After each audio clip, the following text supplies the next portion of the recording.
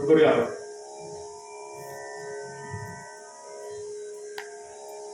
सजयति सिंदूरवदनो देवो यत्पाद पंकज स्मरणं वासरमणिवतमसामराशिं नाशयति विघ्नाना या कुन्देन्दु तुषारहार धवला या शुभ्रवस्त्रामृता या वीणावरदण्डमण्डितकरा या श्वेतपद्मासना या ब्रह्माच्युतशङ्करप्रभृतिभिर्देवैः सदा वन्दिता सा मां पातु सरस्वती भगवती विश्वेश्वराढ्यापहा. मूकं करोति वाचालं पङ्गुं लङ्घयते गिरिं यत्कृपातमहं वन्दे परमानन्दमाधवम्. नारायणं नमस्कृत्य नरं चैव नरोत्तमं देवीं सरस्वतीं व्यासं ततो जयमुदीरयेत. नमः परमकल्याणं नमः परममङ्गलं वासुदेवाय शान्ताय यदुनां पतये नमः. श्रुतिस्मृतिपुराणानाम् आलयं करुणालयं नमामि भगवत्पादं शङ्करं लोकशङ्करम्. जन्माद्यस्य यतोऽन्वयादितरतश्चार्थैव विघ्नस्वराट् तेने ब्रह्महृदाय आदिकवये मुह्यन्ति यत्सूरयः. तेजो वारिमृदां यथा विनिमयो यत्र त्रिसर्गो वृषा धाम्ना स्वेन सदा निहस्तकुहकं सत्यं परं धीमहि. आपदामपहर्तारं दातारं सर्वसम्पदां लोकाभिरामं श्रीरामं भूयो भूयो नमाम्यहम्. शुकासारिके पूर्णवैराग्यजांसे वसिष्ठापरि ज्ञानयोगेश्वरांसे कवी वाल्मीकि सारिका मान्याहि सा नमस्कार माझा सद्गुरु रामदासा. जयांचाजनी गंधनामार्थसारा जयांची सदा वासनामातकेता जयांच्या मुखे सर्वदा नामकीर्ती. नमस्कार त्या ब्रह्मचैतन्यमूर्ती. श्रोता भक्ता श्री गुरुदेव दत्त गुरुदेव दत्त गुरुदेव दत्त. श्री लक्ष्मीनारायण महाराज की जय. श्री वासुदेवानंद सरस्वती स्वामी महाराज की जय. श्लोक सांगतो, सगळ्यांनी माझा मागून म्हणायचा आहे. जयतु दत्तो जयतु दत्तो देव संघाधिपूज्यो जयतु भद्रो जयतु भद्रो भद्रलो भावुकेशः जयतु नित्यो नित्यो निर्मल ज्ञानवेद्यो जयतु सत्य सत्य संघो नवद्यः. अवधूत चिंतन श्री गुरुदेव दत्त.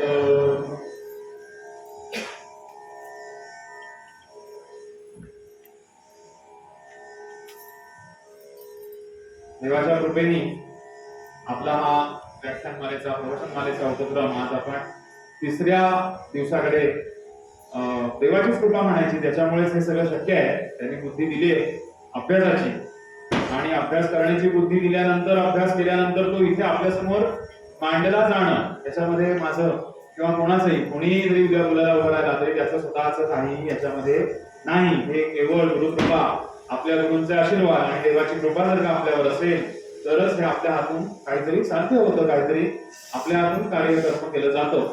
त्याप्रमाणे आजचा आपला हा तिसरा दिवस. पहिल्या दिवशी आपण आचार्यांचा थोडासा जीवनपट, त्यांचा धावता आढावा असा आपण आचार्यांचा घेतला. आद्य शंकराचार्य ज्यांनी वैदिक सनातन संस्कृती म्हणून जी आहे, वैदिक संस्कृती म्हणून जी आहे, ही जी वेदांना मानते, वेदांनी सांगितल्याप्रमाणे कसं आपण जीवन जगलं पाहिजे आणि हिंदू धर्माची पुनर्स्थापना म्हणायला हरकत नाही.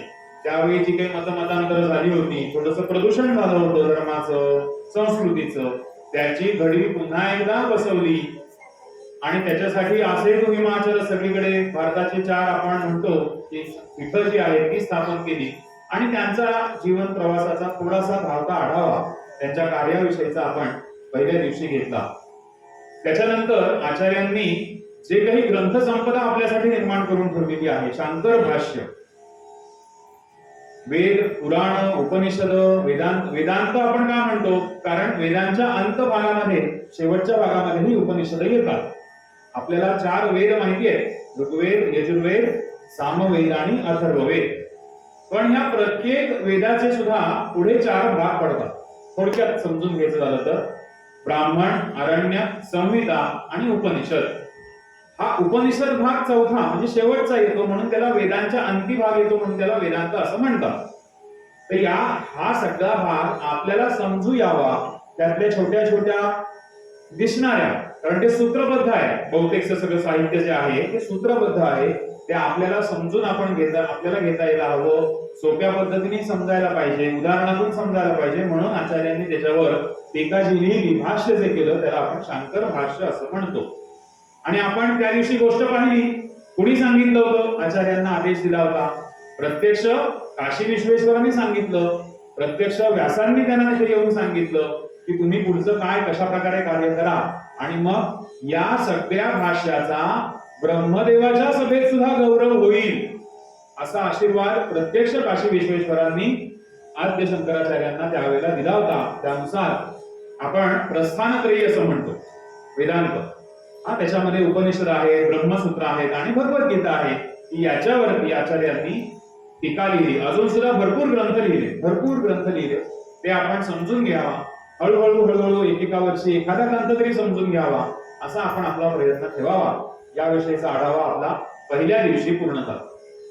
दुसऱ्या दिवशी म्हणजे काल आपण प्राणाचं अस्तित्व म्हणजे काय, प्राणाचं नक्की महत्व काय आहे, कारण तो आपल्या इतक्या जवळ आहे म्हणून त्याचं अस्तित्व आपल्याला जाणवत नाही, पण जेव्हा तो प्राण निघायचं म्हणतो तेव्हा त्याची सगळी गडबड उडते आणि त्याचं महत्व आपल्याला समजतं. आणि आपली इंद्रिय त्याची स्तुती करतात आणि प्राण देवा तुम्ही जाऊ नका, तुमच्यामुळेच सगळं आहे, याविषयीची आपण थोडी स्पष्टता किंवा संकल्पना ही काल आपण स्पष्ट करून घेतली. त्याच्यामध्ये मग ते 6 ऋषी, त्यांची नावं, त्यांनी कसे कसे प्रश्न विचारले, आपल्याला तुम्हाला पडणारे प्रश्न हे त्यांना पडले होते, पण त्यांनी हा मी प्रश्न कसा विचारू असा विचार न करता भगवान पिप्पलादांना काही प्रश्न विचारले आणि त्यांनी त्यांची दिलेली उत्तरं थोडक्यात आपण पाहिली. आता आज आपल्याला पुढे जायचंय, त्याच्यामध्ये आपण ज्ञान साधना असा आजचा विषय म्हटलेला आहे.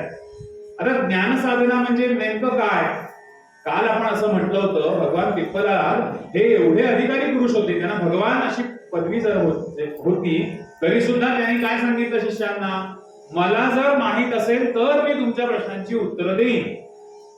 असं बघताना आपण असं म्हटलं की ज्ञानातून शुष्कता येते ही आपल्याला नको आहे.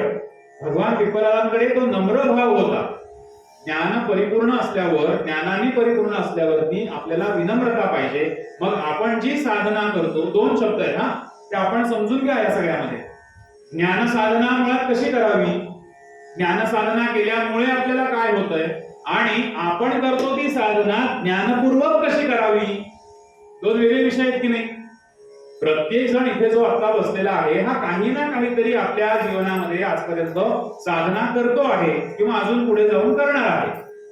मग ती साधना आपण ज्ञानपूर्णतेने संपन्न असली पाहिजे. साधना जी करायची आहे ती ज्ञानपूर्ण असली पाहिजे. आणि ज्ञान साधना कशी करावी ह्या दोन्ही प्रश्नांची उत्तरं आज आपल्याला इथे मिळणार आहेत. आपण प्रयत्न करू, आपण अभ्यास करू, चर्चा करू या सगळ्या विषयीची. आचार्यांची गोष्ट आहे. ते एकदा नदीच्या तीरावरून चालले होते, कारण ते कायम प्रवास करत होते ना, अखंड कर्मयोग होता त्यांचा, कधी एका ठिकाणी बसलेले नव्हते आणि संन्याशांनी एका ठिकाणी थांबायचं नसतंच.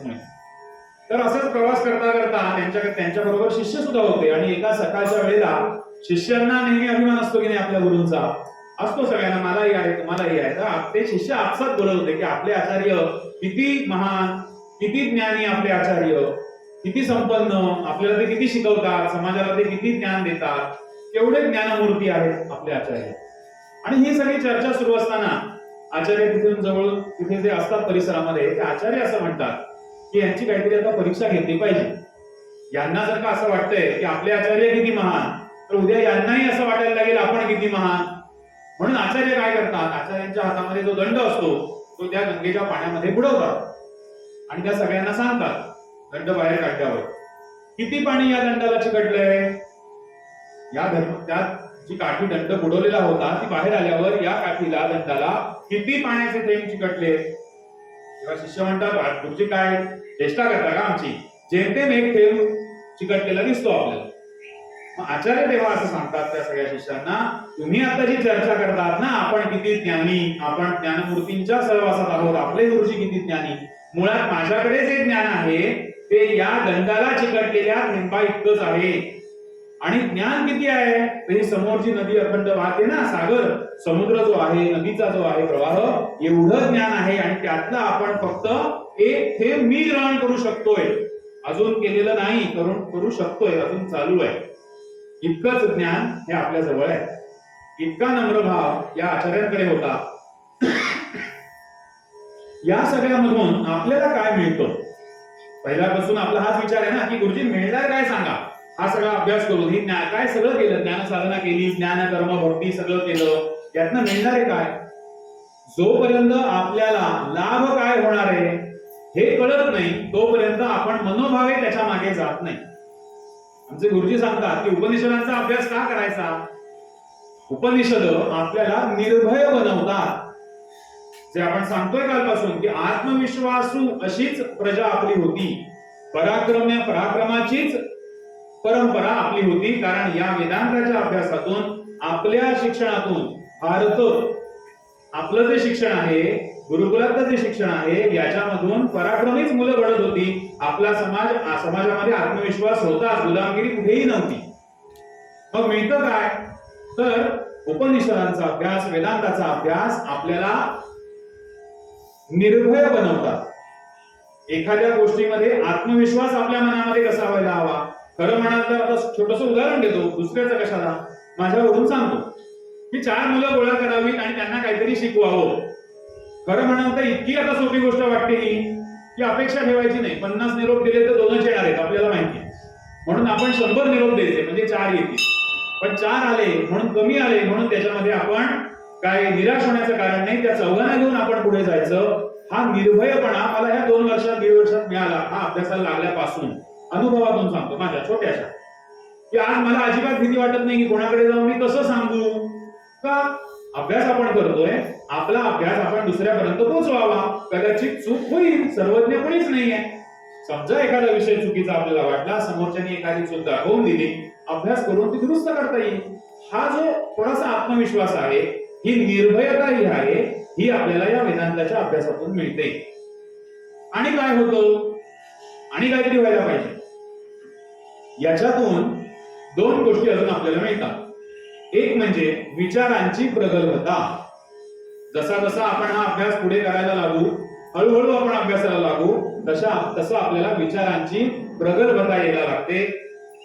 आपल्याला भावनांची उत्कटता मिळते. कठीण शब्द आहे का, आपण सेन्सिटिव्ह बनतो एखाद्या विषयी. मला काय त्याचे असे काय की नाही, मराठीमध्ये आपण करायचं मला काय त्याचे असं आपल्याला वाटायचं बंद होतं. आपली जबाबदारी असं वाटायला लागतं. भावनांची उत्कटता, आपण एखाद्या गोष्टीविषयी, धर्माच्या गोष्टीविषयी, संस्कृतीच्या किंवा संसाराच्या, मुलांच्या संस्काराच्या गोष्टीविषयी आपण सेन्सिटिव्ह बनतो. भावनांची उत्कटता. काय मिळतंय आपल्याला, विचारांची प्रगल्भता. म्हणजे काय समजू येईल, प्रगल्भता शब्द सोपा आहे.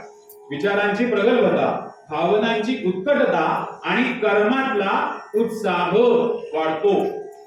कर्मातला उत्साह वाढतो म्हणजे काय, आपण काहीतरी काम करावं, मला काहीतरी केलं पाहिजे असं हळूहळू वाटायला लागतं. आणि आपण जी कामं करतो ती उत्साहाने करायला लागतो. हे ज्ञान, कर्म आणि भक्ती. भक्ती म्हणजे भावनांची उत्कटता, कर्मातला उत्साह म्हणजे कर्म, आणि विचारांची प्रगल्भता म्हणजे ज्ञान. आपल्याला जर अस्तित्व स्वतःचं दाखवायचं असेल, कोणाला दाखवायची गरज नाही, स्वतःच स्वतःला. जर आपल्याला अस्तित्व कोणाचं आपलं स्वतःचं असेल तर ते केवळ ज्ञान, कर्म आणि भक्ती याच्यामुळेच आपलं अस्तित्व आहे. या 3 गोष्टी जर आपल्याकडे नसतील तर आपल्या अस्तित्वाला काही कारण नाही. मग पशु, प्राणी आणि मानव सगळे आपण सारखेच कामं. जर आपल्याकडे विचारांची प्रगल्भता नाही, आपल्याकडे भावनांची उत्कटता नाही आणि कर्मातला उत्साह जर का आपल्याकडे नसेल तर मग बाकीचे सगळे आणि आपण सगळे सारखेच. आपण काय केलं वेगळं. मागच्या वर्षी याविषयी चर्चा आपण बरीच केली होती की बुद्धी वापरली पाहिजे आपण. पुढे कदाचित तो एकदा विषय येईल की मनुष्य देह का महत्वाचा आहे. आचार्यांनी सांगितलं की 3 गोष्टी दुर्लभ आहेत. कोणत्या, मनुष्यत्वम, मुमुक्षत्वम आणि महापुरुष संश्रय. मनुष्यत्व ते तर तुम्हाला सगळ्यांना मिळालेलं आहे. मनुष्य जन्म मिळणं, देवाची कृपा, ग्रहांची कृपा, दृष्टी चांगली आणि देवाची कृपा जर का आपल्यावर असेल तर आपल्याला या 3 गोष्टी मिळतात. पहिलं म्हणजे मनुष्यत्वम, ते आपल्याला सगळ्यांना मिळाले. मुमुक्षत्वम, तेही थोडंसं कदाचित आपल्याला मिळालंय म्हणून आपण रोज इथे ऐकायला येतो. मुमुक्षत्वम, मोक्षाची इच्छा. आणि महापुरुष संश्रय, महान अशा सत्पुरुषांचा सहवास, संतांचा सहवास. मग आता आपल्या आजूबाजूला सुद्धा अनेक ज्ञानी लोक आहेत, त्यांच्या सहवासामध्ये आपण राहावं. किंवा आपल्याला संतांनी काय सांगितलंय, आम्ही तुमच्यामध्ये आहोत. कोणत्या रूपाने आहोत? ग्रंथांच्या रूपाने आम्ही तुमच्या बरोबर आहोत. मग आपण ग्रंथांच्या जवळ गेलं पाहिजे, माऊलींच्या जवळ गेलं पाहिजे म्हणजे त्यांचा सहवास मिळेल. राजभूताच्या जवळ गेला पाहिजे म्हणजे समर्थांचा सहवास मिळेल. अशांच्या सहवासात राहणं या 3 गोष्टी म्हणजे दुर्लभ आहेत. आणि आणखीन एक गोष्ट सांगितली, शरीरम आद्य कुल धर्म साधनम. जर आपल्याला धर्म साधायचा आहे, काहीतरी धर्माचं काम करायचं आहे, तर महत्वाचं काय आहे? शरीर. शरीराला झिजवून आपण उपास तापास करतो, व्रतवैकल्य करतो, भोवळ येईपर्यंत उपास तापास होतात. आणि इथे आचार्य काय सांगतात? शरीरम आद्य कुल धर्म साधनम. समर्थांनी पण व्यायामाचं महत्व सांगितलं. शरीर चांगलं असेल तरच तुम्हाला कर्मातला उत्साह सांभाळता येईल. जर तुम्ही उपास तपास करणं, उपवास करणं म्हणजे काही संकल्पनाच मनात वेगळी आहे, त्याविषयी आता चर्चा नको जास्ती. पण आपण उपास म्हणजे एकतर उपासाच खाऊन राहतो, त्यामुळे उपास पण घडत नाही, उपवास पण घडत नाही, भलतच काही दुसऱ्या दिवशी घडतं. आणि काही जण एवढा देह रिजवतात की उद्या सकाळी आता मला उठवत नाही, काल आमचा उपवास होता. मग तुम्ही कर्मातला उत्साह कसा काय सांभाळणार? त्यामुळे शरीर का महत्वाचं सांगितलंय? कारण बुद्धी वापरा. ब्रह्म जाणून घ्यायचं असेल तर बुद्धी वापरा. बुद्धिपूर्वकच हे सगळं आपल्याला जाणून घेता येऊ शकतं. आणि ती बुद्धी फक्त मनुष्य देहाकडे आहे. मग एकदा मी उदाहरण सांगितलं होतं, आपल्याला सगळ्यात आधी कोणावर काम केलं पाहिजे? तर देहावर काम केलं पाहिजे, शरीरावरच काम केलं पाहिजे ना. उदाहरण सांगतो छोटस. आपल्याला ध्यानाला बसायचंय, निश्चल बसायचंय, ध्यानाला बसायचंय. म्हणजे कोणाला बसवलं पाहिजे आधी? मन तर काही बसेल अशी काही गॅरंटी आपल्याकडे नाही. आता इथे पाऊस पडलाय, वाळवण घातलंय का काय, दापोलीत जायला हवंय का काय, घरी काय चाललंय, मन पटकन एका ठिकाणी येईल असं नाही. ती दुसरी पायरी होती मनाची, त्याला एकाग्र करणं आणि ते चित्ताला एकत्र आणणं वगैरे वगैरे. पहिली पायरी काय असेल ध्यानाला बसण्याची? हातपाय न हलवता, डोळे न उघडता, डोळे मिटून शांत बसणं, म्हणजे शरीराला बसवणं आहे ना पहिल्यांदा. जोपर्यंत शरीर एका ठिकाणी बसत नाही तोपर्यंत ह्या पुढच्या पायऱ्या आपल्याला, सामान्य माणसाचं सांगतोय मी, आपल्या परंपरेमध्ये, हिंदू परंपरेमध्ये, संस्कृतीमध्ये अनेक सिद्ध योगी असे आहेत की जे फिरता त्यांचं ध्यान लागायचं. फिरता कामं, रोजची कामं करता करता ते समाधीस्थ व्हायचे. असे सिद्ध आहेत. पण आपण कोण? सामान्य आहोत. त्यामुळे पहिल्या पायरीवर शरीराला शांत बसवल्याशिवाय आपण ध्यान लावू शकत नाही.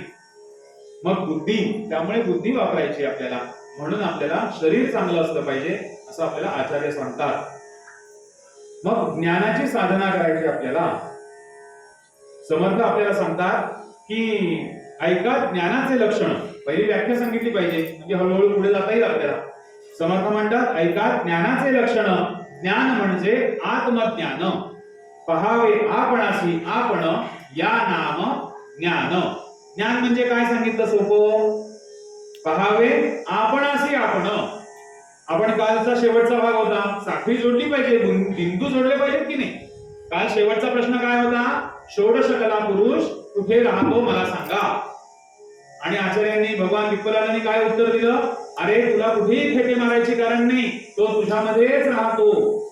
षोडश कला पुरुष तुझ्यामध्येच राहतो. आणि आज आपल्याला समर्थ सांगतात पहावे आपणासी आपण, या नाम ज्ञान. स्वतःला समजून घेतलं पाहिजे. आरसा दाखवतात की नाही, आरसा. बऱ्याच मंदिरांमध्ये मागे आरसा लावलेला असतो आणि ते सगळ्यांनी पाहिलं असेल. बऱ्याच वेळा शंकरांच्या, महादेवांच्या मंदिरात किंवा अनेक मंदिरांमध्ये मागे आरसा असतो. का बरं असेल तो आरसा? कधी विचार केलात का या गोष्टीचा? प्रश्न पडले का? प्रश्न पडले नाही, त्यामुळे उत्तर मिळालं नाही, शोधलं नाही कधी आपण. तो जो आरसा आहे तो देवाला बघण्यासाठी नाहीये, तो देवाच्या मागे लावलेला आरसा आहे. आणि आपण जेव्हा देवाला नमस्कार करतो आणि समोर बघितल्यावर त्या आरशामध्ये आपणच दिसतो, म्हणजे काय आहे? तो देव ज्याचं दर्शन तू घेतोयस आणि समोर तूच दिसतोयस म्हणजे तुझ्यामध्ये तो देव तू बघ. अनेक अनेक कुटुंबांकडे ही परंपरा आहे आरसा दान देण्याची. या मंदिराला ना आम्ही आरसा देतो. एखादं मंदिर होत असेल तर आम्ही आरसा दान करतो. जसं आपल्याकडे काही ना काही कुठले ना कुठले तरी कुळाचार असतात, आपण काय द्यावं प्रत्येकाचं ठरलेलं असतं काहीतरी कुटुंबाचं. तसं काही कुटुंबांकडे आरसा देण्याची परंपरा आहे. मग आरसा समोर आहे, मी जसा देव बघतोय तोच देव मी समोर बघितला, अरेच्छा मीच दिसतोय. अरेच्छा म्हणजे ते आपण काय करतो लगेच आपण स्वतःला सारखं करून घेण्याचा प्रयत्न करतो. तसं न करता जो देव दिसतोय तो देव माझ्यात पण बघायचा आहे, तू त्याला पण नमस्कार कर की जो तुला आरशात दिसतोय. म्हणून आरसा आहे. इथे समर्थ आपल्याला आरसा दाखवतात, पहावे आपण असे आपण या नाम ज्ञान. स्वतःला समजून घ्या. स्वस्वरूपाचं दर्शन म्हणजेच भगवंत ब्रह्म ईश सत्य सनातन परब्रह्म परमात्मा परमेश्वर हे सगळे समानार्थी शब्द आहेत. मी तुम्हाला परवापासून तेच सांगतो. याच्यातला कुठलाही शब्द आला तरी तो भगवंत परमात्मा परमेश्वरच आहे, ब्रह्म म्हणूनच आहे. आत्मज्ञान आत्मतत्व ओंकार प्रणव की ज्याच्याविषयी आपल्याला उद्या चर्चा करायची. तर उपनिषदांच्या पद्धतीने अभ्यास करावा असं सांगतात. हा सगळा अभ्यास ही सगळी ज्ञान साधना आपल्याला जी करायची आहे ही कशी करायची आहे, याला काहीतरी पद्धती सांगितलेली आहे. याला मुळातच काय म्हटलेलं आहे शब्द उपनिषद म्हणजे जवळ बसा आणि समजून घ्या. कोणाच्या तरी जवळ गेलं पाहिजे. धडा कितीही सोपा असला तरी सुद्धा 2 ओळींच्या मधलं जोपर्यंत आपल्याला शिक्षा समजवत नाही तोपर्यंत समजू येत नाही. त्यामुळे उपनिषद या शब्दाचा अर्थच मुळात असा आहे की जवळ जा आणि समजून घ्या. कोणाच्या जवळ जायचंय, सत्पुरुषांच्या जवळ जायचंय, ग्रंथांच्या जवळ जायचंय, जे ज्ञानी आहेत महापुरुष आहेत आचार्य आहेत त्यांच्या जवळ जायचंय. आणि ही जाणीव आपल्याला हे सगळे उपनिषद करून देतात की ज्ञान तुम्हाला संपादन करायचंय तर अशा प्रकारे संपादन करा. आणि सगळ्यात महत्वाची गोष्ट दुसरी अशी, तुम्ही जरा विचार करून बघा की या सगळ्या वेदांतामध्ये उपनिषदांमध्ये वेदांमध्ये जे काही ज्ञान सांगितलेलं आहे त्याचा थोडा थोडा जो अभ्यास आपण जाणून घेतोय, करत नाही आहोत, करायला खूप वेळ आहे आपल्या सगळ्यांना, मलाही. पण याची गरज जेवढी याच्या आधी नव्हती तेवढी आजच्या काळात गरज आहे असं माझं म्हणणं आहे. याच्यामध्ये समजून घ्या, तुम्ही पण विचार करा की खरंच या हे सगळं जे आपण अभ्यास करतोय चर्चा करतोय याची गरज पूर्वी जेवढी नव्हती म्हणजे होती पण जेवढी नव्हती तेवढी आज या 2000 सालामध्ये इथपासून आपल्या आत्ताच्या काळामध्ये तेवढी गरज या सगळ्या तत्वांची आहे. या तत्वज्ञानाची गरज आहे. आणि कलियुग आहे म्हणून जरा जास्तच गरज आहे. व्यासांनी सांगितलं कलियुग आलं, कधी कसं ओळखाल तुम्ही कलियुग आलं? आपण म्हणतो ना काय सगळीकडे हाहाकार माजलाय कलियुग, हे तेव्हा त्यांनी सांगितलंय जी काही मागची युग चालू होती तेव्हा. सीदंतीच्या अग्निहोत्राणी गुरुपूजा प्रणश्यती कुमारश्च प्रसूयन्ते प्राप्ते कलियुगे सदा. कलियुग आलं कसं ओळखा तुम्ही? अग्निहोत्र सीदन अग्निहोत्रांची नष्ट होतील, कोणी सेवा करणार नाही, अग्निहोत्र हळूहळू कमी होत जातील. गुरुपूजा प्रणश्यती गुरुपूजा कमी होईल, सद्गुरूंवरची श्रद्धा कमी होईल. कुमारश्च प्रसूयन्ते कुमार वयातच प्रसूती व्हायला सुरुवात होईल. आता आजूबाजूला ते चालू आहे आपण पाहतो. असं सगळं जेव्हा तुम्हाला दिसायला लागेल तेव्हा तुम्ही समजा की हे कलियुग जवळ आलंय. मग आपल्याला जर का हे सगळं नकोय, काल आपण पाहिलं आपल्याला हे सगळं नकोय म्हणजे आपण काय करतो, त्याचा विरोध करतो. मग आपल्याला काय केलं पाहिजे? त्याच्यासाठी उलट केलं पाहिजे. पुन्हा अग्निहोत्राची सेवा सुरू केली पाहिजे, यज्ञाची सेवा यज्ञ पूजा सुरू केली पाहिजे, बरोबर. त्याच्यानंतर आणखी काय करायला हवं? गुरु सद्गुरूंची सेवा किंवा त्यांच्याविषयीचे आपण समाजामध्ये जागृती निर्माण केली पाहिजे. आणि संस्काराचा भाग पुन्हा एकदा सुरू केला पाहिजे. जसं चक्र फिरतंय तसं पुन्हा एकदा आपल्याला हे सगळे मागचे दिवस जुने दिवस पुन्हा आणले तर आपल्याला हे सगळं आपल्या संस्कृतीचं संरक्षण आपल्याकडनं होईल आणि संवर्धनासाठी आपल्याला कर्मातला उत्साह उपयोगी पडेल. जोपर्यंत कर्मामध्ये उत्साह येत नाही तोपर्यंत हे संस्कृतीचं संवर्धन होणार नाही. संरक्षण होईल कारण आपण सगळे शिकून घेऊ. संवर्धन कधी होणार?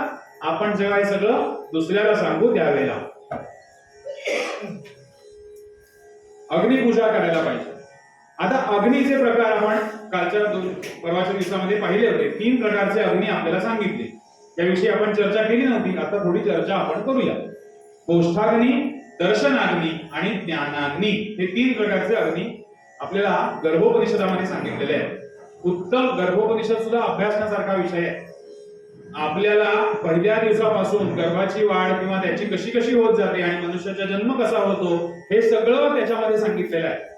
म्हणजे अक्षरशः पूर्वीच्या काळचं ते सोनोग्राफी मशीनच म्हणायला हरकत नाही की प्रत्येक याची वाढ कशी होत जाते हे सगळं त्याच्यामध्ये सांगितलेलं आहे. कोष्ठाग्नी, आपण जे जेवतो ते पचवतो कोष्ठामध्ये, जठरामध्ये असलेला अग्नी की ज्याच्यामुळे शरीर आपलं बनतं, मांसपेशी बनतात, त्याविषयी आपला चर्चा काल थोडीशी झाली. दर्शनाग्नी, आपल्याला एखाद्याला बघण्याची आस लागते, आपण वाट बघतो बघा एखाद्याची, फोटो बघतो किंवा फोन करतो, व्हिडिओ कॉल करतो, दर्शनाग्नी असं आपण समजून घेऊ. थोडक्यात दर्शन झालं पाहिजे, बघितलं पाहिजे कोणाला तरी. प्रिय व्यक्तीला बघण्याची, आपल्या आदर्श आपले जे आहेत त्यांना बघण्याची आपल्याला आस लागते, तो दर्शनाग्नी. आणि तिसरा विषय आहे ज्ञानाग्नी, की जो आता हळूहळू समाजामधला मंदावत गेलाय की काय असं वाटायला लागतं. ज्ञानाग्नी, आता परवापासून आपली ही सगळी चर्चा जी चाललेली आहे ती या ज्ञानाग्नीसाठी झालेली आहे. ज्ञानाग्नी प्रत्येकाने आपला प्रज्वलित ठेवला पाहिजे, काहीतरी थोडंसं रोज वाचलं पाहिजे.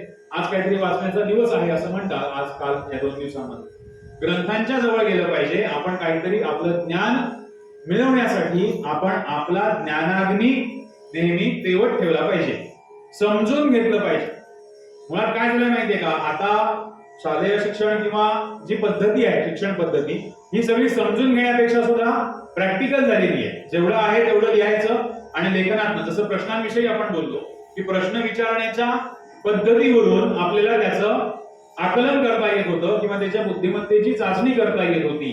पण एखादी संकल्पना समजून घेणं ही प्रवृत्ती आपली वाढवली पाहिजे आणि समाजाला सुद्धा याविषयी जागृत केलं पाहिजे, प्रश्न पडले पाहिजे. आज सुद्धा आपल्याला पुढे जो विषय न्यायचा आहे हा प्रश्न आणि उत्तर या संदर्भातून न्यायचा आहे.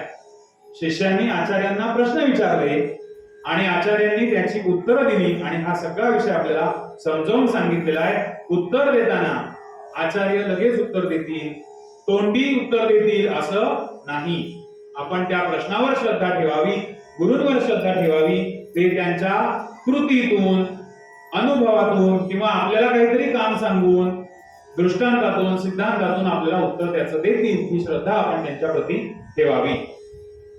गुरुचरणी मस्तक ठेवूनी बोलला शौनक, जाणिल्याने काय एक प्रभो सारे जाणता येते. गुरुचरणी मस्तक ठेवलंय, शरणागती आहे. आपल्या गुरुजींकडे गेलेले आहेत प्रश्न विचारण्यासाठी. कोण गेले? शौनक. आजच्या गोष्टीमध्ये 2 पात्र असणार आहेत, शौनक आणि अंगिरस ऋषी. शौनकांनी अंगिरस ऋषींना प्रश्न विचारलाय, जाणिल्याने काय एक प्रभो सारे जाणता येते.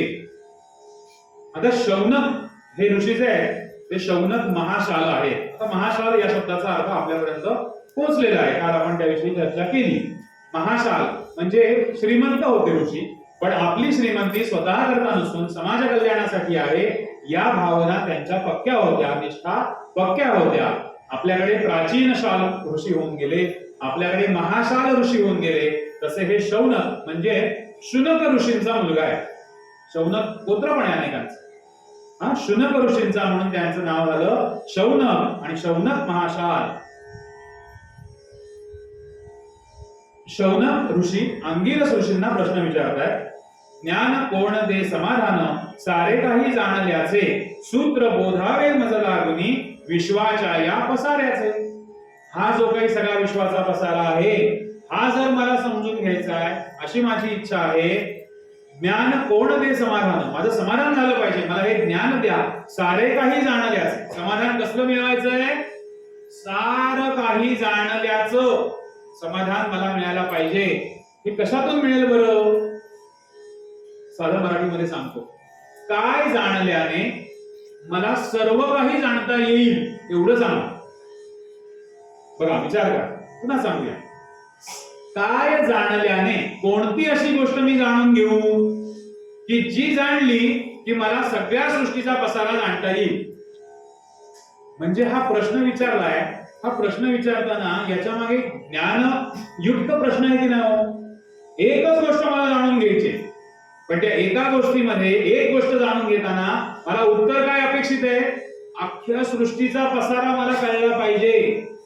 काय जाणल्याने सर्व काही जाणता येते, हा एक प्रश्न आहे. आणि या प्रश्नाचं उत्तर आपल्याला अंगिरस ऋषी आज पूर्ण वेळ देणार आहेत. अनेक वेगळ्या माध्यमातून देणार आहेत.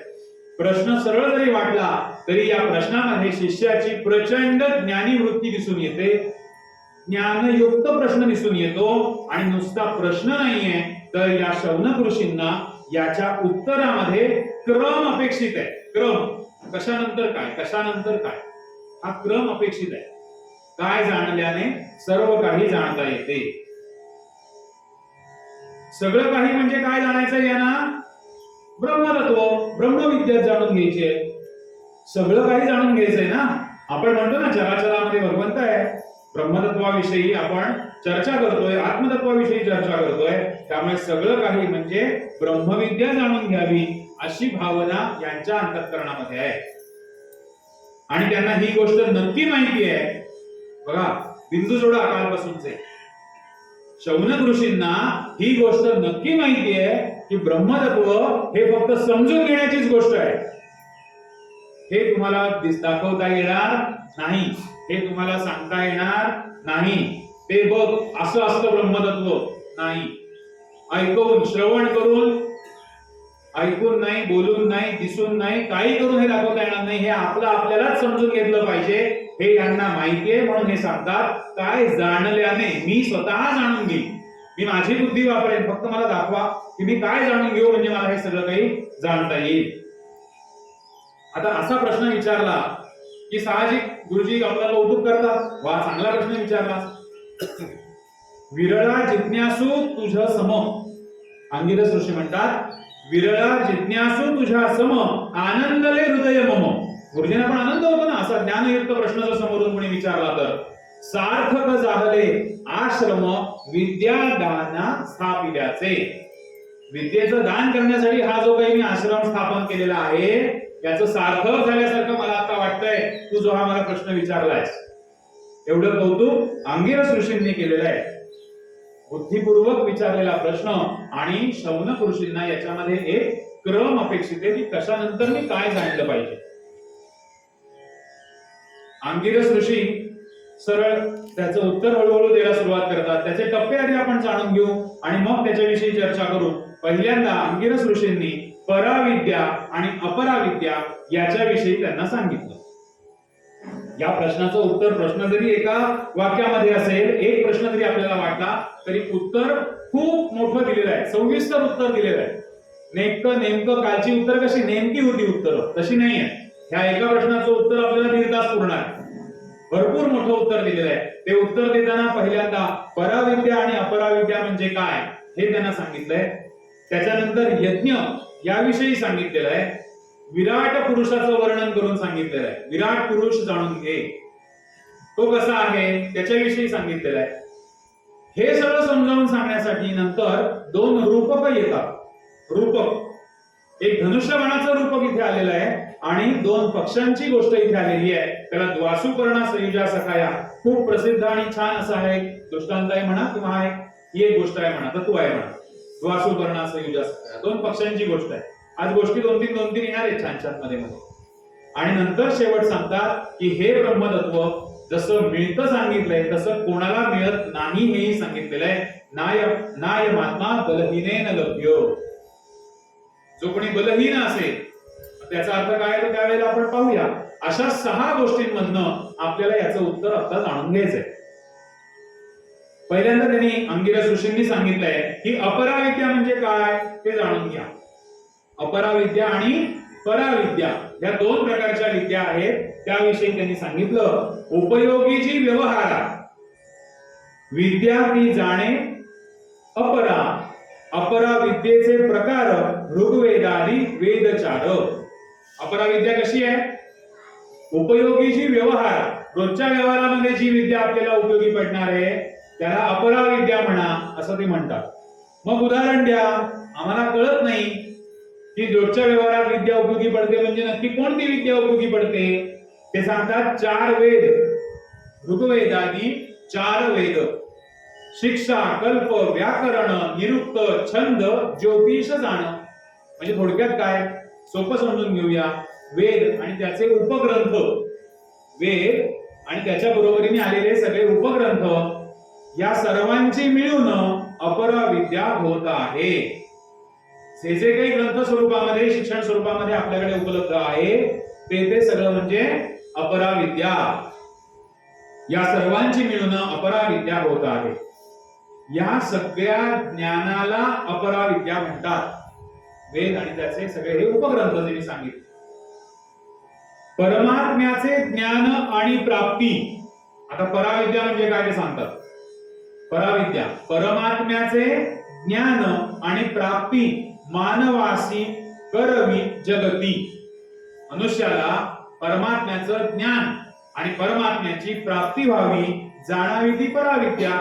ज्या विद्येमुळे हे सगळं मिळतं, सगळं म्हणजे काय, परमात्म्याची प्राप्ती आणि परमात्म्याविषयीचं ज्ञान, हे ज्या विद्येमुळे मिळतं त्याला तुम्ही पराविद्या असं म्हणा. पराविद्या जी पोचवी साक्षात्कारा, ज्याच्या योगाने परब्रह्म परमात्मा परमेश्वर आपण प्राप्त करून घेऊ शकतो, ती पराविद्या. फार कठीण नाही आहे, सोपं सांगितलंय. हा सोपं सांगितलंय. अपराविद्या म्हणजे काय, वेद आणि त्याच्या बरोबर असलेले ग्रंथ, म्हणजे जे व्यवहारात आपल्याला उपयोगी पडतं सगळं, ते आहे अपराविद्या. आणि मोक्षाकडे जाण्यासाठी, भगवंताला प्राप्त करण्यासाठी जे ज्ञान लागतं ते अपराविद्या. मग प्रश्न निर्माण झाले पाहिजेत, मग भगवंताला प्राप्त करण्यासाठी जी विद्या आहे त्याला जर तुम्ही पराविद्या म्हणणार आहात, तर मग अपराविद्येमुळे भगवंताची प्राप्ती होत नाही का हो? अपराविद्या म्हणजे काय, वेद आणि हे सगळे, शिक्षा कल्प व्याकरण निरुक्त छंद ज्योतिष इतर सगळे विषय आहेत आणि 4 वेद आहेत, हे म्हणजे जर का अपराविद्या आहे. आणि इथे तुम्ही म्हणता काय एका बाजूला की परमेश्वर प्राप्ती जी करून देते ती पराविद्या आहे. मग वेदश्रवण वेदाभ्यास करून आपल्याला परमात्मा मिळत नाही का? प्रश्न निर्माण झाला पाहिजे की नाही? या मार्गाने गेल्यावर इकडे पोचायला होतं आणि या मार्गाने गेल्यावर तिकडे पोचायला होतं. पण मग आपल्या आजचापर्यंतचा समज काय आहे सगळा, की वेदश्रवण वेदांचा अभ्यास, आपलं सगळं जे श्रुती स्मृती पुराण सगळं जे आपल्याला सांगितलेलं आहे, यांनी परमात्मा मिळत नाही का? अपराविद्येच्या अनुष्ठानाने भगवत प्राप्ती होत नाही का, असा प्रश्न आपल्याला पडायला हवा. हळूहळू उत्तर जेव्हा यज्ञ मी सांगेन त्याच्यामध्ये तो येईल. कारण वेदांनी आपल्याला काय सांगितलं काल आपण पाहिलंय, परत सांगतो. वेदांताच्या अभ्यासाचं फळ काय असलं पाहिजे, काल नाही पहिल्या दिवशी सांगितलंय. वेदांताच्या अभ्यासाचं फळ संन्यास असलं पाहिजे. वेदाध्ययनाचं फळ काय असलं पाहिजे, अग्निहोत्र असलं पाहिजे, म्हणजे यज्ञ असलं पाहिजे. मग वेदांचं फळ यज्ञ असलं पाहिजे असं म्हणतो आपण, मग यज्ञाविषयी पण चर्चा केली पाहिजे. आचार्य असं म्हणतात ब्रह्म कसं आहे, अव्यक्त आहे, अदृश्य आहे. बघा आता विषय काय चालू आहे, गोंधळ नको व्हायला, समजून सांगितलं पाहिजे. पराविद्या ही परमात्माच्या प्राप्तीसाठी आहे आणि अपराविद्या म्हणजे हे सगळे ग्रंथ म्हणजे अपराविद्या आहे. मग मनामध्ये प्रश्न निर्माण असा झालाय की अपराविद्येच्या अनुष्ठानाने आम्हाला भगवत प्राप्ती होणार नाही का? त्याचं उत्तर आचार्य आपल्याला समजावून सांगतायत की ब्रह्म मुळात कसं आहे, परमात्मा परमेश्वर कसा आहे, अदृश्य आहे, अव्यक्त आहे. अव्यक्त म्हणजे व्यक्त नाही करू शकत, सांगू शकत नाही आपण, दाखवू शकत नाही आपण. अव्यय आहे पण उत्पत्ती स्थान आहे. आचार्य म्हणतात हे ब्रह्म कशाने विकसित होतं, विकसित कशाने पावतं, तर तपान. तप कसलं तप केलं पाहिजे आणि कुठे तप केलं पाहिजे? आचार्य असं म्हणतात बुद्धीचं तप, बुद्धीमध्ये याचा विकास होतो. आता बुद्धीचं तप म्हणजे काय, चर्चा मीमांसा वादविवाद अभ्यास, याच्यातून हे ब्रह्म विकास पावणारे बुद्धीमध्ये. म्हणजे आपण जे मगापासून सांगतोय ना की हे जाणून घेण्याची समजून घेण्याची गोष्ट आहे. कोणी दुसऱ्याला देऊ शकत नाही, दाखवू शकत नाही पुस्तकामध्ये किंवा सांगू शकत नाही, आपलं आपण समजून घ्यायचंय चर्चेतून, बुद्धी वापरून. बुद्धीमध्ये हे ब्रह्म विकास पावणार आहे. आणि मग अपराविद्या नेमकी कशी आहे? तर अग्नीमध्ये देवतांना आहुत्या द्यायच्या, व्रत करायची, उत्तमोत्तम व्रत करायला सांगितली होती काल सुद्धा भगवान पिप्पलादांनी. यज्ञ करायचे आणि मग ते कसे करायचे याच्याविषयी ते सांगतात. अपराविद्येतून परमात्मा मिळणार की नाही मिळणार आणि पराविद्येतून तो प्राप्त होतो असा भेद सांगताना आचार्य पुढे यज्ञाविषयी सांगतात की वेदांत अभ्यासाचं फळ, वेदांच्या अभ्यासाचं फळ अग्निहोत्र असलं पाहिजे, यज्ञ असला पाहिजे. मग तो यज्ञ कसा करायला पाहिजे? आपण सगळेजण यज्ञ करतो, अनेक ठिकाणी आपण यज्ञाला जातो. आपणही आपल्या घरी वर्षातून एकदा का होईना, छोटासा का होईना, पण यज्ञ केला पाहिजे, कारण ती आपली संस्कृती आहे. आपला धर्म टिकवायचा असेल, आपल्याला पुन्हा एकदा ते तेज मिळवायचं असेल, तर ते तेज कोण देणार आहे? अग्नी देणार आहे तेज आपल्याला. अग्नीकडे मागायच्या 11 गोष्टी आहेत. अग्नीने आपल्याला काय काय दिलं पाहिजे, अग्नीची प्रार्थना ज्या वेळेला करू, अग्नी हा विषय यज्ञाच्या वेळेला बोलू परत कधीतरी, पण आपण प्रत्येकाने घरी यज्ञ केला पाहिजे, त्याच्यातून आपण तेज मिळवलं पाहिजे. मग हा यज्ञ कसा करायचा आहे? देवपूजा त्याच्यामध्ये असली पाहिजे. बघा आता प्रत्येकाने आपापल्या घरी किंवा इथे सुद्धा यज्ञ पहिले असतील तेव्हा देवपूजा होते की नाही? समोर देवतांची स्थापना होते किंवा जे मुख्य देवता असेल त्यांचं पूजन त्याच्यामध्ये होतं. नंतर आहुती होते, त्याच्यामध्ये आपण समिधा, तूप, तीळ, काही ना काहीतरी हवील द्रव्य, त्या देवतेचं जे प्रिय द्रव्य असेल ते आपण त्याच्यामध्ये हवन करतो. पण हे यज्ञ कसे असावे? आचार्य असं सांगतात, हे यज्ञ अतिथीसह असावेत. आम्ही घरच्या घरी कार्यक्रम केला असं यज्ञाच्या बाबतीत तरी असू नये. अतिथी वर्जित यज्ञ जर का केला तर आपल्या 7 पिढ्यांचा नाश होतो, असं स्पष्ट आचार्य इथे सांगतात. अतिथी वर्जित यज्ञ जर का आपण केला तर आपल्या 7 पिढ्यांचा नाश होतो. एक जण का होईना कुंकू लावण्यापुरतं तरी शेजारचीला आपण बोलवावं, ते सुद्धा आम्ही घरातल्या घरात, किंवा गुरुजी ते पण तुम्हीच घेऊन या, अशी फॅसिलिटी किंवा स्कीम नसावी. घरातल्या घरात यज्ञ करू नये. अतिथी वर्जित यज्ञ असला तर तुमच्या 7 पिढ्यांचा नाश होतो. आता या 7 पिढ्यांचा नाश म्हणजे काय? आपण एक, मागच्या 3 आणि पुढच्या 3 अशा आपण आता समजून घेऊ. तो पण गहन विषय, सगळंच गहन आहे, सांगणार काय तर. आता काय माहितीये का, या 7 पिढ्या, एक तर आपण यज्ञ न केल्यामुळे त्याच्यामध्ये पितरांना पाणी जात नाही. प्रत्येक यज्ञामध्ये अशी आपल्याकडे व्यवस्था आहे की आपल्या जुन्या लोकांना, गेलेल्या लोकांना पाणी आपण देतो. ते जात नाही मागच्या 3 पिढ्यांना, म्हणून ते उपाशी राहतात, त्यांचा नाश झाला असं समजू. आणि आपण तो यज्ञ करत नाही म्हणून आपल्या पुढच्या 2 पिढ्यांना, ना मुलाला समजत ना नातवंडांना समजत, त्यांना माहितीच नाही आपण यज्ञ करायचा असतो ते, म्हणून पुढच्या 3 पिढ्यांचा नाश झाला. अशा 7 पिढ्या आता आपण एवढंच समजून घेऊ. बाकी त्या 7 पिढ्यांचं आणखी काय तत्वज्ञान आहे ते नंतर करेल. त्यामुळे अतिथी वर्जित यज्ञ करू नका असं इथे आचार्य आपल्याला सांगतात. हाच अग्नी यजमानाला स्वर्गापर्यंत घेऊन जाणारा असतो असं इथे ते निश्चयाने सांगताय. हा अग्नी, यज्ञाचा अग्नी जो आहे ना, हाच आपल्याला स्वर्गापर्यंत नेतो. आता स्वर्ग म्हणजे काय? दत्तांनी छान उत्तर दिलेलं आहे. स्वर्ग म्हणजे काय? असो, जाऊ पुढे जाऊया. आता इथे गोष्ट आधी ऐकूया की यज्ञ स्वर्ग लोकापर्यंत घेऊन जातो. हा अग्नी स्वर्ग लोकापर्यंत यजमानाला नेतो. म्हणजे कसं? तर नहुष नावाचा राजा होता. राजाचं नाव होतं नहुष. महापराक्रमी, धार्मिक, खूप चांगला राजा होता. 100 अश्वमेध यज्ञ केले, एक दुसरा नव्हे, 100. आता हा यज्ञ कसा करायचा असतो माहितीये का? यज्ञ करायचा म्हणजे बजेट ठरवून यज्ञ नसतो करायचा. यज्ञाची मूळ संकल्पना अशी आहे की सर्वस्वाचं दान या यज्ञामध्ये आहे. आपल्याकडे जे जे काही असेल ते सगळं दान करून टाकायचंय. कुणी केलं? वाजश्रव ऋषींनी केलं. त्या गायी दान करण्याचा नचिकेताचा विषय होता की नाही, सांगितलाय अनेक वेळेला. सगळं दान करून टाकायचं. आणखी कुणी केला? काल 2-4 दिवसांमध्ये परशुरामांनी केलेला आहे. 21 वेळा ज्या वेळेला हे जुलमी क्षत्रिय सगळे संपवलेले आहेत, निक्षत्रिय केलेले आहेत, त्याच्यानंतर याचं प्रायश्चित्त म्हणून त्यांच्या गुरुजींनी म्हणजे कश्यप ऋषींनी सांगितलं तू यज्ञ कर. आणि तो यज्ञ त्यांनी केला. त्या यज्ञाचं पुरोहित पण म्हणजे मुख्य आचार्य म्हणून त्यांचे गुरुजी कश्यप ऋषी होते. दक्षिणेमध्ये काय द्यायचं? सर्वस्व दान केलं पाहिजे. पृथ्वी जिंकलेली होती परशुरामांनी, म्हणून पृथ्वी कश्यपांनी मागून घेतली. माझ्या भूमीवरून चालता हो, मला ही सगळी दान कर. कश्यपाने सांगितलेलं आहे, माझ्या जागेवरून तू आता जा, ही माझी मला दिलीस ना, दान केलीस ना, आता माझ्या जागेवरून जा. काही शरण गेले, म्हणजे आता जाऊ कुठे मी, पृथ्वी जर का तुम्हाला दिली आणि तुमच्या जागेत मी राहायचं नाही. मग त्यांनी आपली ही कोकण भूमी निर्माण केली, त्यांना आदेश दिला, आज्ञा केली, जा तू असा असा आणि हे सगळं तू कार्य कर.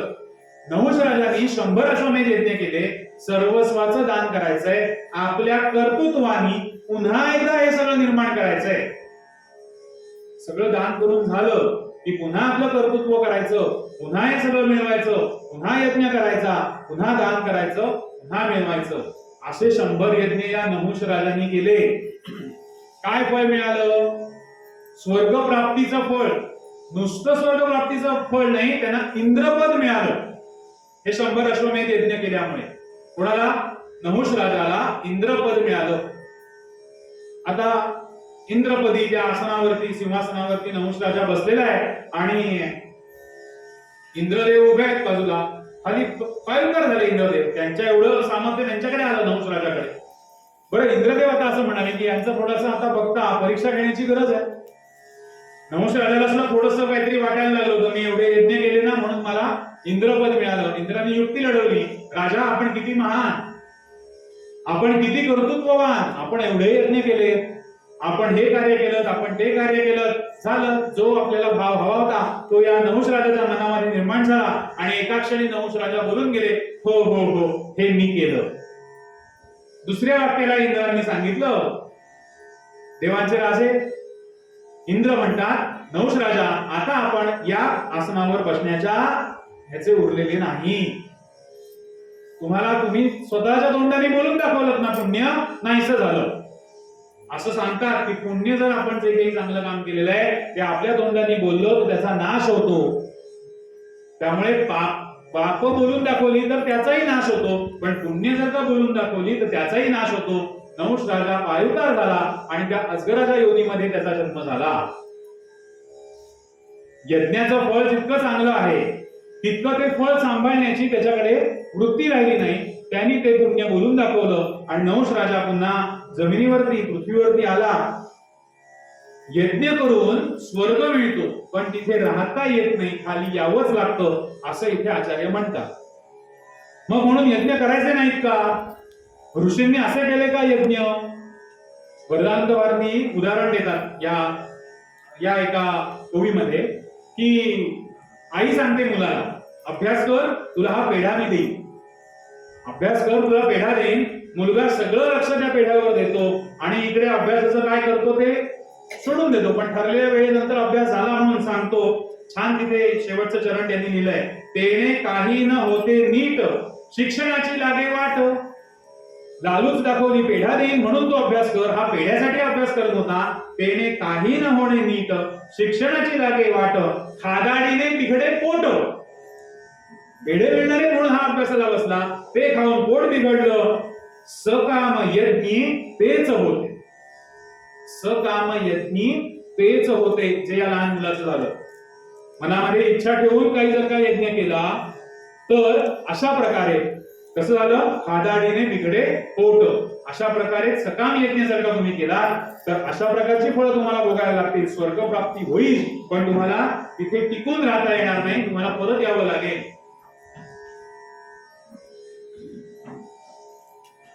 वेदांतामध्ये, उपनिषदांमध्ये एक मोठं प्रकरण आलेलं आहे, यज्ञ निंदा प्रकरण. यज्ञ निंदा प्रकरण असं मोठं प्रकरण आलेलं आहे. अनेक लोक एकच शब्द धरून त्याचा उहापोह करतात आणि मग त्याच्यावरून सांगत सुटतात की उपनिषदांनी, वेदांतांनी यज्ञाची निंदा केलेली आहे. असं नाहीये, तो त्याचा एकच भाग सांगतात. यज्ञ निंदा, कसा यज्ञ केला तर तुम्हाला वाईट अनुभव येतील, मग तुम्ही कसं चांगलं केलं पाहिजे असं सांगितलेलं आहे. वेद जाणणाऱ्या ब्रह्मनिष्ठ गुरूंना शरण जा आणि त्यांच्या आज्ञेत राहूनच यज्ञ करा, तरच ते यज्ञ तुम्हाला हवे तसं फळ देतील, असं पुढे सांगितलेलं आहे. नुसते यज्ञ करून तुम्हाला त्याचा फायदा होणार नाही.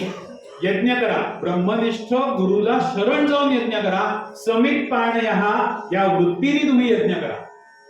तर समित पाणयः आपण चर्चा पुरेशी त्याच्यावर केलेली आहे की आपल्याला ताबडतोब तत्परतेने देण्याची सवय आपल्याला असली पाहिजे. समिधा हातात घेऊन ते शिष्य भगवान पिप्पलादांकडे आलेले आहेत, त्या वृत्तीने माझ्यामधले सगळे वाईट गुण तुम्ही सांगाल त्या क्षणी मी सोडेन, अशा वृत्तीने ब्रह्मनिष्ठ गुरूंना शरण जाऊन हे सगळे यज्ञ करा. समर्पण घेऊन त्या सांगतील त्या क्षणी समर्पणाची भावना आपली असली पाहिजे. आणि गुरूंच्या आज्ञेशिवाय यज्ञ करू नका. इथे आचार्य तर एवढं सांगतात की गुरूंच्या आज्ञेशिवाय काहीच करू नका. जे जे आपल्याला पाहिजे, जे जे आपल्याला करावं वाटतं त्याच्यासाठी आपण गुरूंची आज्ञा घ्यावी, त्यांना शरण जावं, त्यांना शरण जाऊन त्यांच्या आज्ञेप्रमाणे आपण ते कर्म करावं. मग आता हे शरण जाताना आपले गुरु कसे असले पाहिजे, आपले किंवा ज्यांना शरण जायचंय ते कसे असले पाहिजे? वेदांत वाक्येषु सदा रमन्तो भिक्षान्न मात्रेण तुष्टिमन्तः अशोकवन्तः करुणैकवन्तः कौपीनवन्तः खलु भाग्यवन्तः. मनीषा पंचक 5 श्लोकांचं याच्यामध्ये आचार्य आपल्याला सांगतात की कसं असले पाहिजे, वृत्ती काय असल्या पाहिजेत. ब्रह्मनिष्ठ गुरु आपण जो म्हणतो त्यांच्या वृत्ती कशा असल्या पाहिजेत की वेदांत वाक्येषु सदा रमन्तो, वेदांताने आपल्याला जी वाक्य सांगितलेली आहेत त्याच्यामध्ये रममाण असणारा, म्हणजे त्यांना अनुसरून वागणारे ते असले पाहिजे. भिक्षान्न मात्रेण तुष्टिमंता, भिक्षेमध्ये जे अन्न मिळेल त्याच्यामध्येच तुष्टी म्हणजे समाधानी तो असणारा. अशोकवंत, अशोक नाव असतं की नाही आपल्याकडे, अशोक ज्याला शोक नाही असा अशोकवंत, ज्यांना शोक नाहीये, शोक विरहित जे आहे, शोक विरहित ज्याचं मन आहे. आणि कौपीनवंत, कौपीन धारण केलेलं म्हणजे त्यांच्या गरजा पण कमी आहे, अशांना शरण जावं. हे सगळे आचार्यांचे गुण आचार्यांनी आपल्याला या ब्रह्मनिष्ठ गुरूंचे गुण सांगितलेले आहेत. अशा गुरूंना शरण गेलं पाहिजे. ब्रह्मज्ञ, वेदज्ञ, धर्मनिष्ठ आणि अशा सद्गुरूंची आपल्याला पदोपदी हे त्यांनी सांगितलेलं आहे की गुरुकृपाच सांगितलेली आहे. आजही आणि उद्याही आपल्याला हे सगळं फिरून कुठे आणायचं आहे तर सद्गुरूंच्या चरणाशी सद्गुरूंना शरण आपण गेलं पाहिजे. मूळ प्रश्न लक्षात आहे का? मूळ प्रश्न परत एकदा सांगा. हे सगळं करून आल्यानंतर काय चाललंय हे सगळं की काय जाणल्याने सर्व काही जाणता येते या प्रश्नाचं शौनक महाशाल ऋषींनी हा जो प्रश्न अंगिरस ऋषींना विचारलाय त्याचं उत्तर देताना अंगिरस ऋषींनी पराविद्या अपराविद्या समजून सांगितली. अपराविद्येतून यज्ञाविषयी त्यांनी पुढे सांगितलं. आणि आता याच्या पुढे याच प्रश्नाचं उत्तर देताना ते म्हणतात की विराट पुरुष तू जाणून घे. विराट पुरुषाचं वर्णन सांगितलेलं आहे. हा जो विराट पुरुष सांगितला त्यापासून सगळं काही तयार झालं. काल आपण पाहिलं सृष्टी कशी निर्माण झाली, तप केलं, रई आणि प्राण हे सगळं पाहिलं आपण. ह्या विराट पुरुषापासून तयार झालं. प्राण, इंद्रिय, आकाश आणि मन आणि हे पंचमहाभूत हे सगळं काही समजावून सांगितलेलं आहे. याविषयी आपली चर्चा भरपूर त्याच्यावरती झालेली आहे. विराट पुरुषाचं वर्णन सांगितलं म्हणजे काय केलं तर त्याचे अवयव सांगितले वेगवेगळे. विराट पुरुष म्हणजे खूप मोठं एक देह शरीर तुम्ही समोर आणा, तुम्ही कल्पना करा त्याची की विराट पुरुषाचं वर्णन. त्याचं मस्तक जे आहे ते अग्नी सांगितलेलं आहे. डोळे चंद्र आणि सूर्य, 2 डोळे जे आहेत ते त्याचे चंद्र आणि सूर्य आहेत. या सगळ्या दिशा म्हणजे त्याचे कान आहेत. आणि वाणी म्हणजे त्याचे वेद आहेत. वेदांना वाणी म्हटलेलं आहे. विराट पुरुषाची वाणी काय आहे? वेद आहे. त्याचा प्राण हा वायू आहे. हृदय म्हणजे हे सगळं विश्व आहे. आणि पाय म्हणजे पृथ्वी आहे. असा विराट पुरुषाचं वर्णन इथे अंगिरस ऋषी शौनक ऋषींना सांगतात. आणि आता काय माहितीये का, आत्ताचे जे दिवस चालू आहेत ना हे विश्व शांतता गरजेची असलेले दिवस चालू आहेत. आणि विश्वाची वैश्विक शांतता कशी प्रस्थापित करावी हे सुद्धा या उपनिषदांच्या अभ्यासातून आपल्याला समजू शकतं. कसं सच्चिदानंद स्वरूप सांगितलं की नाही तसा विचार जर का आपण प्रत्येकाने केला तर वैश्विक शांतता निर्माण होऊ शकते. विराट पुरुषाचं वर्णन करताना विराट पुरुषाच्या या सगळ्या वर्णनातून आपण वैश्विक शांततेकडे जाऊ शकतो. कसं काय तुम्हाला सांगतो की ही सगळी तत्व जी आहेत ना, आता डोकं म्हणजे अग्नी सांगितलं, डोळे म्हणजे चंद्र सूर्य सांगितले, वायू प्राण सगळी पंचमहाभूत सांगितली. मुळात आपण एक विचार असा करायला हवा की वेदांमध्ये निसर्गच आपला देव आहे. या सगळ्या तत्वांनाच देवता मानलेला आहे. या प्रत्येक तत्वाची सूक्त आपल्या वेदांमध्ये आहे. त्यांच्याविषयीचा आदरभाव जर आपल्या मनामध्ये निर्माण झाला तर आपण यांचा कधी अपमान करणार नाही. उदाहरण घेऊया, नदी नदीला आपण देव मानतो की नाही? नर्मदे हर आपण म्हणतो की नाही? गंगेचं स्मरण करतो की नाही? आंघोळीच्या, आता गंगाळ नाही म्हणत, आंघोळीच्या बादलीमध्ये नुसतं गंगेचे यमुने चैव म्हटलं आणि ते आंघोळीचे मंत्र आहेत आपल्याकडे, श्लोक आहेत वेगळे, ते म्हटल्यानंतर त्या सप्तनद्या आमच्या या तांब्यामध्ये आल्याच आहेत, असं जर का एवढी आपली क्षमता आहे, संस्कृतीची, धर्माची क्षमता एवढी आहे की नुसतं स्मरण मात्रेनं आपण त्यांना इथे आणू शकतो, मग प्लास्टिकची बाटली आपण फिरायला गेल्यावरती पाण्यात का बरं टाकतो? कारण त्या नदीविषयीचा आदरभाव मनामधला कमी झाला. सकाळी उठल्यावर जमिनीला पाय लावताना आपण समुद्र वसने देवी म्हणणार आहोत, जमिनीला नमस्कार करणार आहोत, तर मग प्लास्टिकचे चॉकलेटचे कागद जमिनीत टाकायचे का? शेतांना खतं घालायची का? एका बाजूला पृथ्वीला देव म्हणायचं, तिला सकाळी पाय लागेल आपला म्हणून तिला नमस्कार करून आपण जमिनीला पाय लावायचा, आणि नंतर आपण त्याच्याकडे प्रदूषण दिवसभर करत फिरायचं. वाटेल तसं तुमतात जमिनीवरती का? सकाळी नमस्कार करून उठलात ना, आदरभाव मनातला कमी झाला. मग पृथ्वी, जल, अग्नी हे सगळे पंचमहाभूत आहेत की नाही? मग यांच्याविषयीचा आदरभाव आपल्यामध्ये निर्माण असायला हवा. वेदांमध्ये ह्या प्रत्येक गोष्टीला मुळात वेदकालीन मूर्त किंवा मूर्ती स्वरूप देव नव्हते असं म्हणायला हरकत नाही. हे नंतर नंतर निर्माण झालेले आहे. आपल्या निसर्गाची सगळी तत्व म्हणजेच आपल्या देवता आहेत. ब्रह्मांडाच्या तत्वाचं प्रतिनिधित्व ही सगळी तत्व करतात. विराट पुरुषाच्या वर्णनामध्ये अग्नीला मस्तक म्हटलेलं आहे. आता मस्तक का म्हटलं असेल बरं विराट पुरुषाला? त्याचं जे मस्तक आहे ते अग्नी आहे. अग्नी म्हणजेच तो ज्ञानाग्नी आहे. आणि या सगळ्या वेदांतामध्ये संकल्पना अशी आहे की हे ज्ञान राहतं कुठे बरं? कुठे राहतं हे सगळं ज्ञान? ज्ञान मिळवायचं असेल तर आम्ही जाऊ कुठे? तर सत्पुरुषांच्या, ज्ञानी महापुरुषांच्या बुद्धीच्या गुहेमध्ये हे ज्ञान राहतं असं म्हणतात. कुठे राहतं? सत्पुरुषांच्या, संतांच्या, बुद्धिमान लोकांच्या बुद्धीच्या गुहेमध्ये हे ज्ञान राहतं. म्हणून ते जवळ बसून समजून घ्यावं लागतं. प्रगट गुह्य बोले. आपल्याला माऊलींनी गुह्य हे सगळं जे आहे ना हे प्रगट करून दाखवलं. या गुहेमधलं ज्ञान, म्हणून हा ज्ञानाग्नी, आणि म्हणून त्या मस्तकाला अग्नी म्हटलेलं आहे. पुढे पुढे काही ठिकाणी एक डोक्यावर अग्नी धारण केलेलं असं एक व्रत सांगितलेलं आहे वेदांतामध्ये, की जे महापुरुष डोक्यावर अग्नी धारण करतात त्यांना शरण जा, अशी एक संकल्पना एका ठिकाणी येते. उत्तमोत्तम व्रतांचं पालन आणि या ज्ञानाग्नीची उपासना करणारे म्हणून ते प्रतिनिधित्व दाखवतात की डोक्यावर अग्नी धारण केलाय. आहेत ना व्रत? एक दोन गोष्टींमध्ये पिक्चर मध्ये आपण पाहिलं असेल, डोक्यावर अग्नी धारण करून ते सगळे चालत जात असतात. ते व्रत कसं करायचंय तो वेगळा विषय आहे, पण त्याच्या मागची संकल्पना काय आहे तर ज्ञानाग्नीची संकल्पना आहे. डोळे, चंद्र आणि सूर्य हे डोळे सांगितलेले विराट पुरुषाचे. चंद्र, आचार्य इथे व्याख्या देतात. हा, इतर कुठेही यांची व्याख्या दिलेली नाही. याच ठिकाणी आचार्य यांची व्याख्या सांगतात की चंद्र म्हणजे जो लोकांना पवित्र करतो तो चंद्र, आणि सूर्य जो स्वतः तपतो. दोन डोळे आहेत बघा, चंद्र आहे आणि सूर्य आहे. एक आहे जो लोकांना पवित्र करतो, आणि दुसरा म्हणजे सूर्य जो आहे, दुसरा डोळा जो आहे तो स्वतः तपतो. म्हणजे दोघांचाही अविरत कर्मयोग सांगितलेला आहे. स्वस्थता सांगितलेली कुठेही नाही आपल्याला. एक आश्रम संपला की दुसरा आश्रम, दुसरा संपला की तिसरा आश्रम.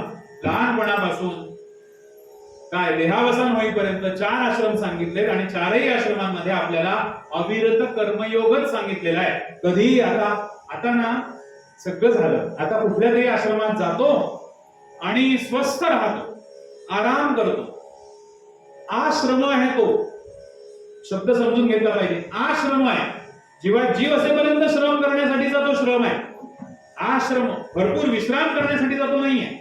अविरत कर्मयोग जसा चंद्र करतोय, जसा सूर्य करतोय, कसं सांगितलं हे माहितीये का? विराट पुरुष ही एक भगवंताची दृष्टी सांगितलेली आहे, चंद्र आणि सूर्य. तशी दृष्टी आपल्याकडे यायला हवी. कशी? तपणे. तपणं म्हणजे काय करणं? आणि समाजासाठी लोकांना पवित्र करणं म्हणजे समाज कल्याण करणं. एक डोळा काय काम करतोय? तपतोय. आणि दुसरा डोळा काय करतोय? समाज कल्याणाचं काम करतोय. म्हणजे चंद्र लोकांच्या कल्याणाचं काम करतोय, लोकांना पवित्र करतोय. आणि सूर्य तपतोय. हे तपणं आणि समाज कार्य करणं ह्या दोनही गोष्टी एकाच वेळेला घडल्या पाहिजेत असं यातनं आपण समजून घ्यायचं. विराट पुरुषाची दृष्टी, त्याला चंद्र सूर्य का बरं म्हटलं? की दोनही गोष्टी, समाजकार्य पण घडलं पाहिजे, समाजाचं कल्याण पण आपण एका डोळ्याने बघितलं पाहिजे आणि दुसऱ्या डोळ्याने आपण तपलं पाहिजे. तप कोणाचं करायचंय? तप कोणाचं करायचंय? वेदार्थ प्रकाशाचं तप करायचंय, जे ब्रह्मदेवाने तप केलं. ज्ञानाचं तप करायचंय, म्हणजे एका बाजूने ज्ञान घ्यायचंय आणि त्याच वेळेला ते ज्ञान दुसऱ्यांना द्यायचंय, समाज कल्याणाचं काम करायचंय. म्हणून या विराट पुरुषाला चंद्र आणि सूर्य म्हटलेलं आहे. दोघेही हे एकाच वेळेला काम करतात. हे कार्य डोळ्यांचं आहे. तुमच्या माझ्या डोळ्यांचं काम, दृष्टीचं काम हे असलं पाहिजे. आणि अशा विराट पुरुषाला जो जाणतो तो जीवन मुक्त होतो. बघा आता होईल का नाही? मस्तकाला अग्नी म्हटलंय, अग्नी जाणून घेतला आणि डोळे जाणून घेतले, बाकी सगळं नंतर बघू कधीतरी. ह्या दोनच गोष्टी जाणून घेऊ, मस्तक अग्नी आणि चंद्र सूर्य म्हणून डोळे. ह्या एवढ्या तीन गोष्टी जरी जाणून घेतल्या आणि त्या आपण रोजच्या जीवनात जर उतरवल्या तर आपलं जीवनाचं कल्याण होईल की नाही? आपण जीवन मुक्त होऊ शकतो की नाही? अंगिरस ऋषी असं म्हणतात, काय जाणल्याने सर्व काही जाणता येते, तर हे जाणून घे. तिसरी गोष्ट इथे सांगितली, विराट पुरुषाचं वर्णन करून सांगितलं. प्रश्न जरी एका ओळीचा असला तरी सुद्धा उत्तर हे सविस्तर दिलंय, कारण आपल्याला ते समजून यावं म्हणून. लोक म्हणतात की शेवटी केशवम प्रतिगच्छती असं जर का म्हणायचंय, कोणालाही नमस्कार जर केला तर तो शेवटी एकाच ठिकाणी जातो असं जर का करायचंय, तर निर्माणच का झाले एवढे देव? गणपती झाले, सगळे देव, आता जेवढे काही देव आहेत, जेवढे कोणी आहेत, हे एवढे देव निर्माण होण्याचं कारण काय होतं? जर आपण शेवटी ते तत्व एकच म्हणणार होतं. पण त्याच्या मागची काय माहितीये का?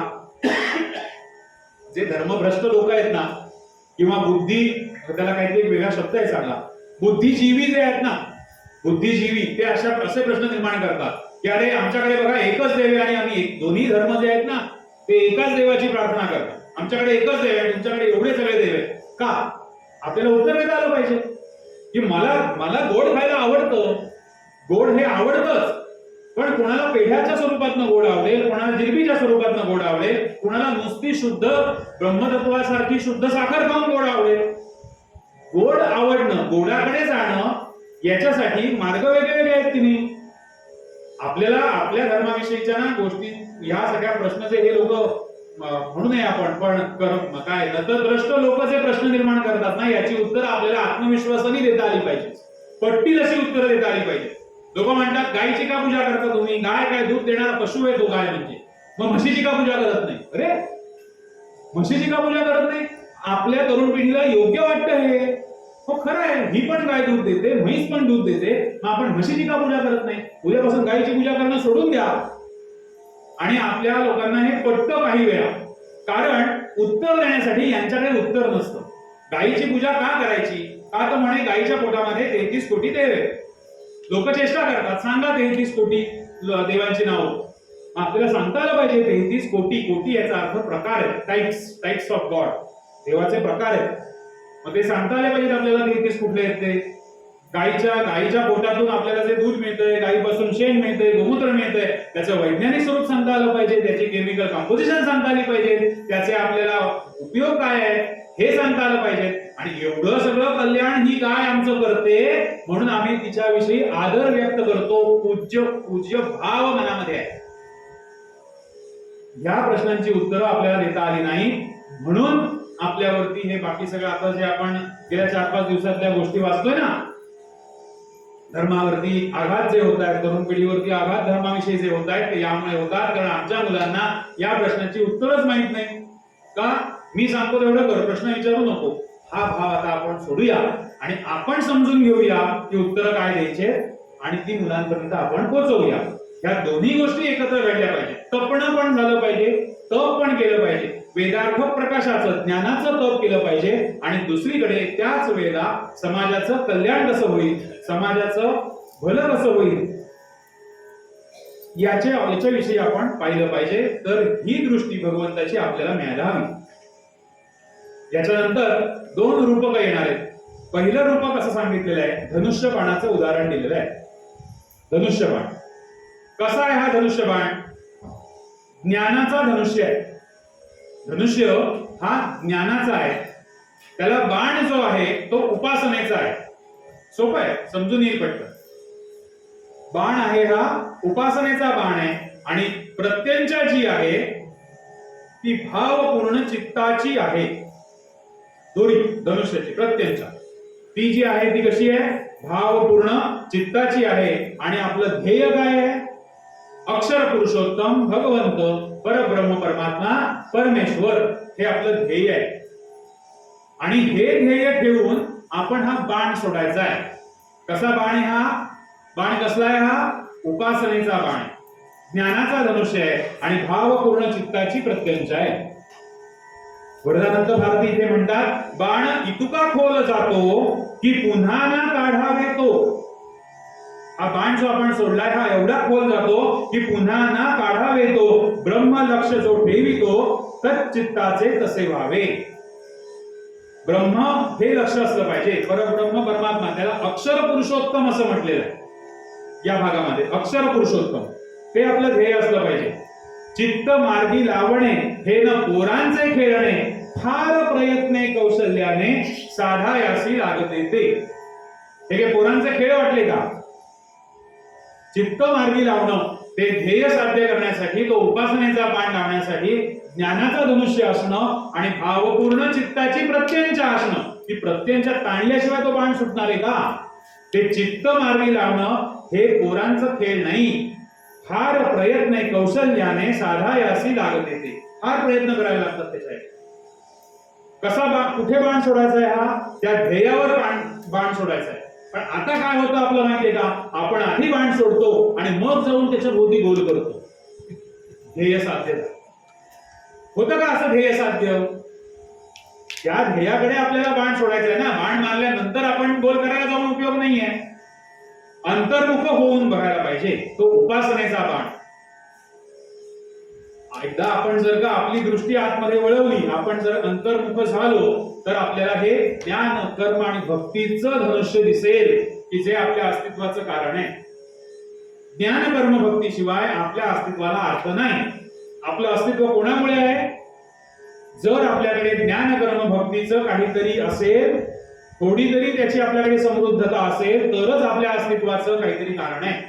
उपासनेचा बाण आहे, ज्ञानाचा धनुष्य आहे म्हणजे ज्ञान आहे, उपासना म्हणजे भक्ती आहे आणि ध्येय समोर कर्म आहे, प्रत्यंचा आहे आपल्याकडे, ती सोडायची ताणून आपल्याला.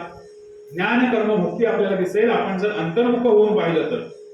या तीनहीच्या समृद्धीशिवाय आपल्याला अक्षर पुरुषोत्तमाचं लक्ष, या भगवंताकडे जाण्याचं लक्ष साध्य होऊ शकत नाही. आपल्याला नवनाथ माहितीये, नवनाथ अलक निरंजन. हल्ली त्या नाथांचा फोटो जर कोणी पाहिला असेल नवीन प्रिंट मध्ये, जुन्या प्रिंट मध्ये अजून दिसत नाही, आता ते बहुतेक लुप्त झाले फोटो. हल्ली नाथांच्या हातातून ते पुस्तकच गायब झालेले. नाथांच्या, नवनाथांचं काम जे आहे ना, हे प्रचंड ज्ञान प्रचूर काम आहे. प्रचंड ग्रंथ संपदा यांनी लिहिलेली आहे, तयार केलेली आहे आपल्यासाठी, आपल्याला मार्गदर्शन करण्यासाठी. पण हल्ली फक्त नाथ कशासाठी उरले?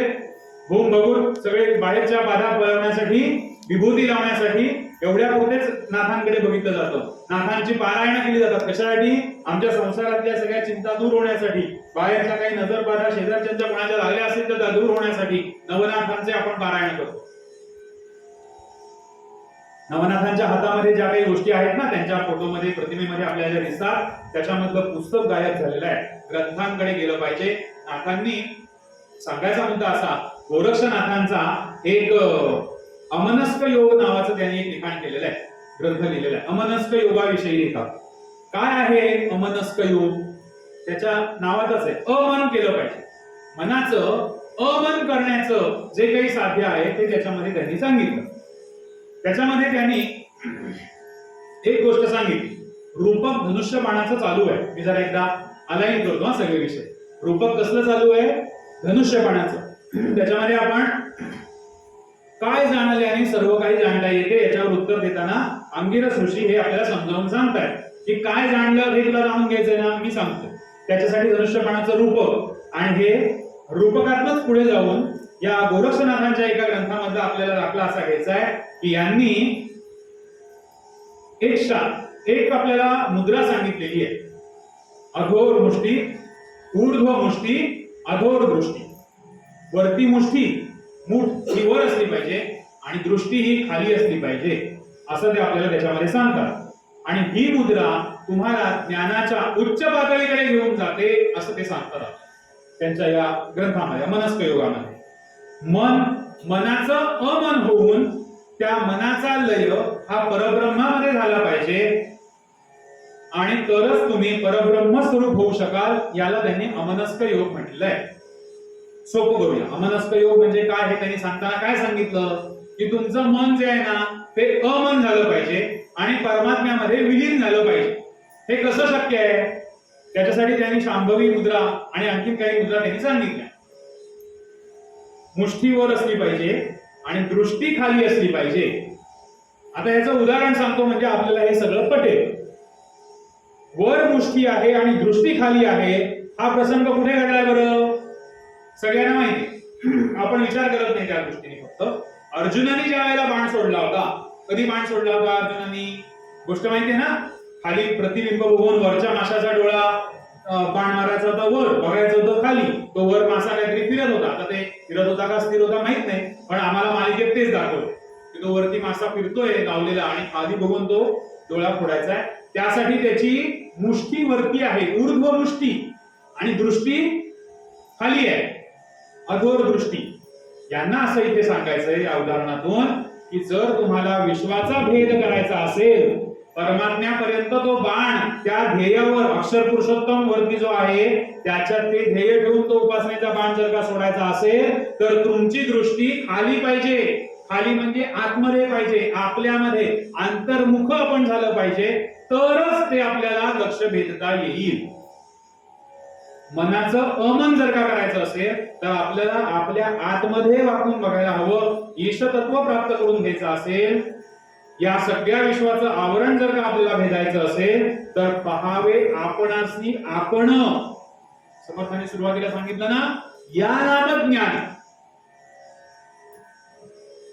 ज्ञान कुठे आहे? पहावे आपणासी आपण. आपण खाली बघायचंय. खाली म्हणजे आपल्या स्वतःकडे बघायचंय आणि बाण वर सोडायचा आहे. ऊर्ध्व मुष्टी, अधोर दृष्टी. पहावे आपणासी आपण. आता हे खेळ वेगवेगळे ऑलिम्पिकचे वगैरे चालतात की नाही? आमचे एक सर आहे, ते या सगळ्यांना मार्गदर्शन करतात. कशासाठी? Goal setting, target hitting. याच्यासाठी आमचे सर रेकी आणि योग आणि अंतर्मुख करतात या सगळ्या खेळाडूंना. त्यांचं ते जागतिक त्यांच्याशी करार असतात. त्या नॅशनल टीम काय इंटरनॅशनल टीम बरोबर हे पण दोघं तिघ जण असतात योग शिकवणारे. का? तुम्हाला जर ते टार्गेट हिट करायचंय तर त्या क्षणी तुमच्या मनामध्ये कुठले विचार असले पाहिजे? जे विचार द्रोणाचार्यांनी अर्जुनाला आणि तो एक डोळा फोडण्यासाठी पक्षाचा, हे सगळं आपल्याकडेच होतं.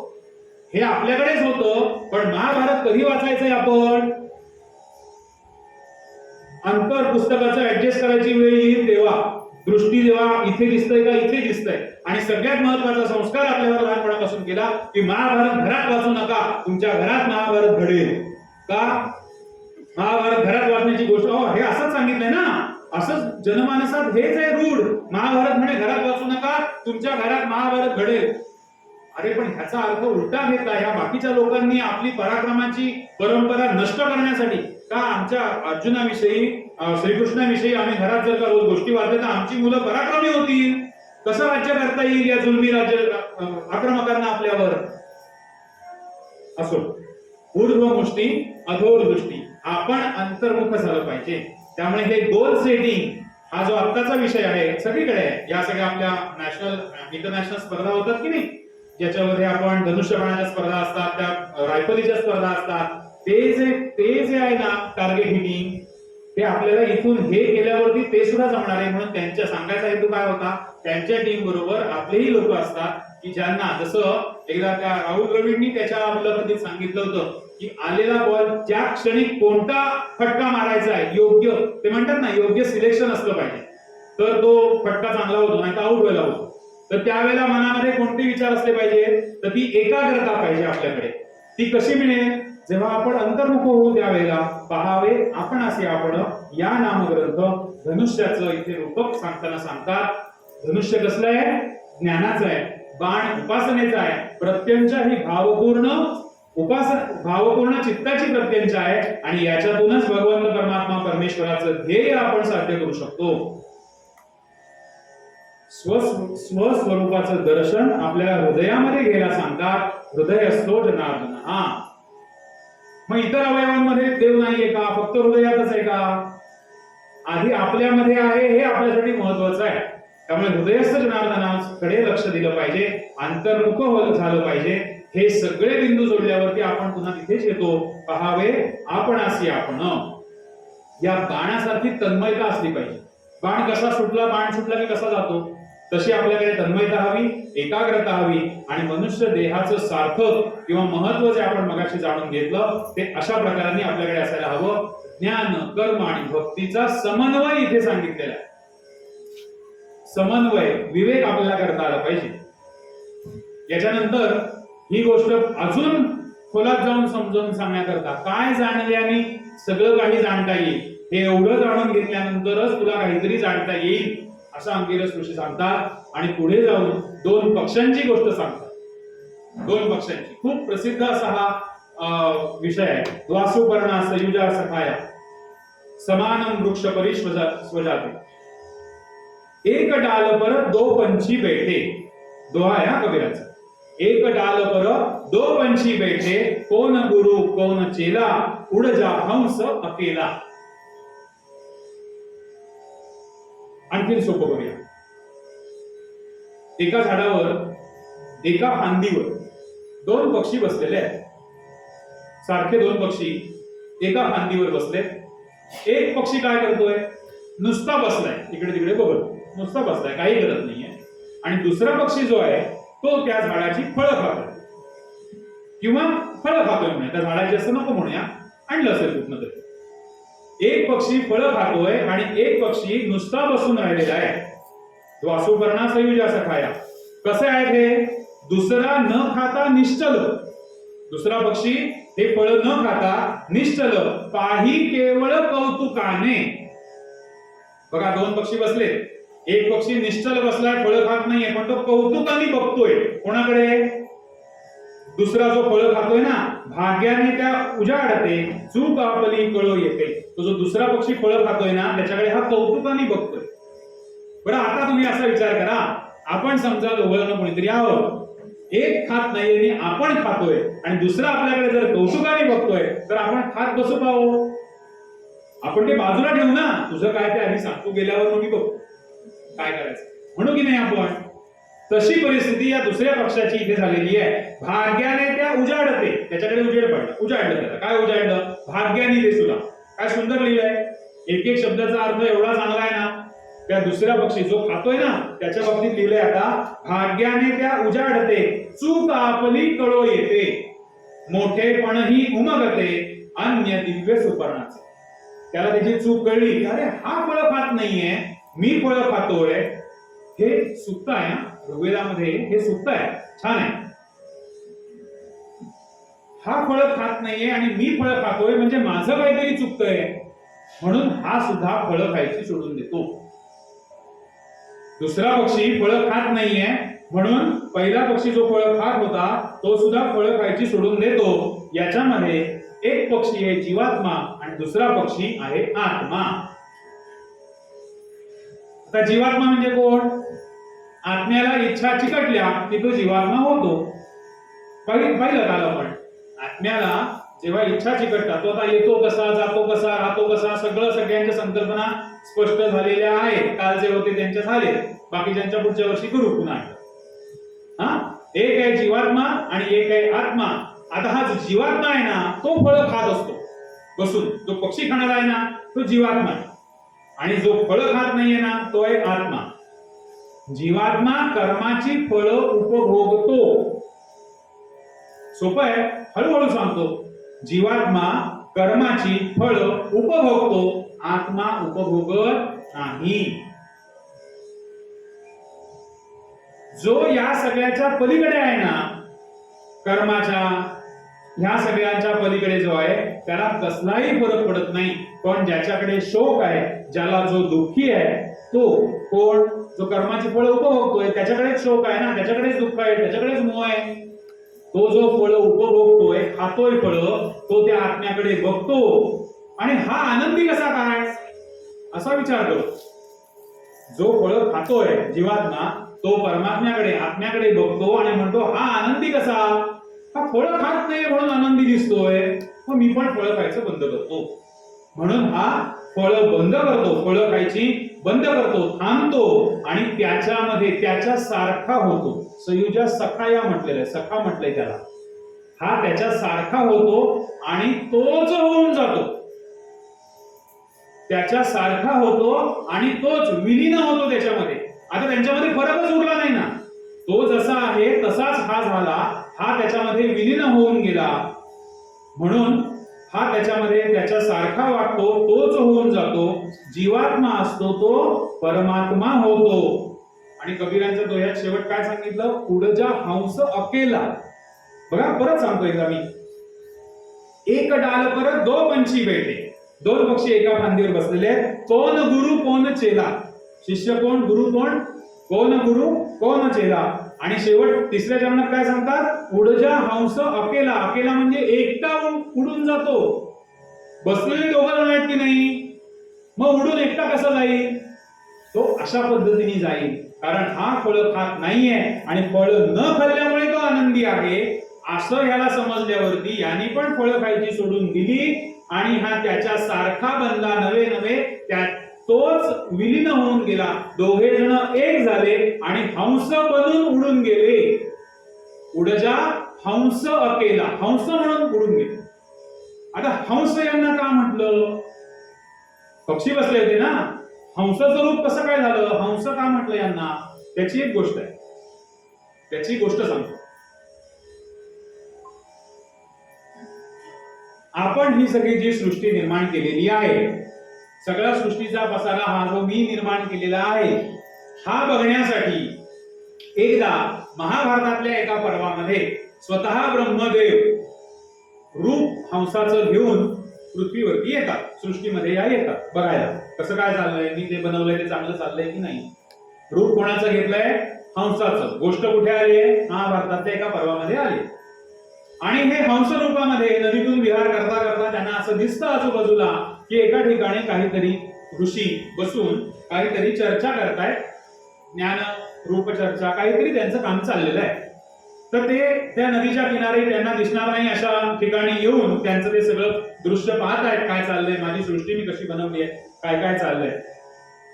तो ते ऋषी यांना बघतात, ह्या हंसाला ते दृष्टीस पडतात, ऋषी पाहतात या हंसाला आणि ते ऋषी सुद्धा महात्मे असतात, पुण्यात्मे असतात. ते याला एका दृष्टीमध्ये ओळखतात आणि त्यांना सांगतात, विनंती करतात, ब्रह्मदेवा तुम्ही आलेला आहात, आम्हाला कळलंय, कृपया तुम्ही आमच्या इथे या, बसा, आसन ग्रहण करा.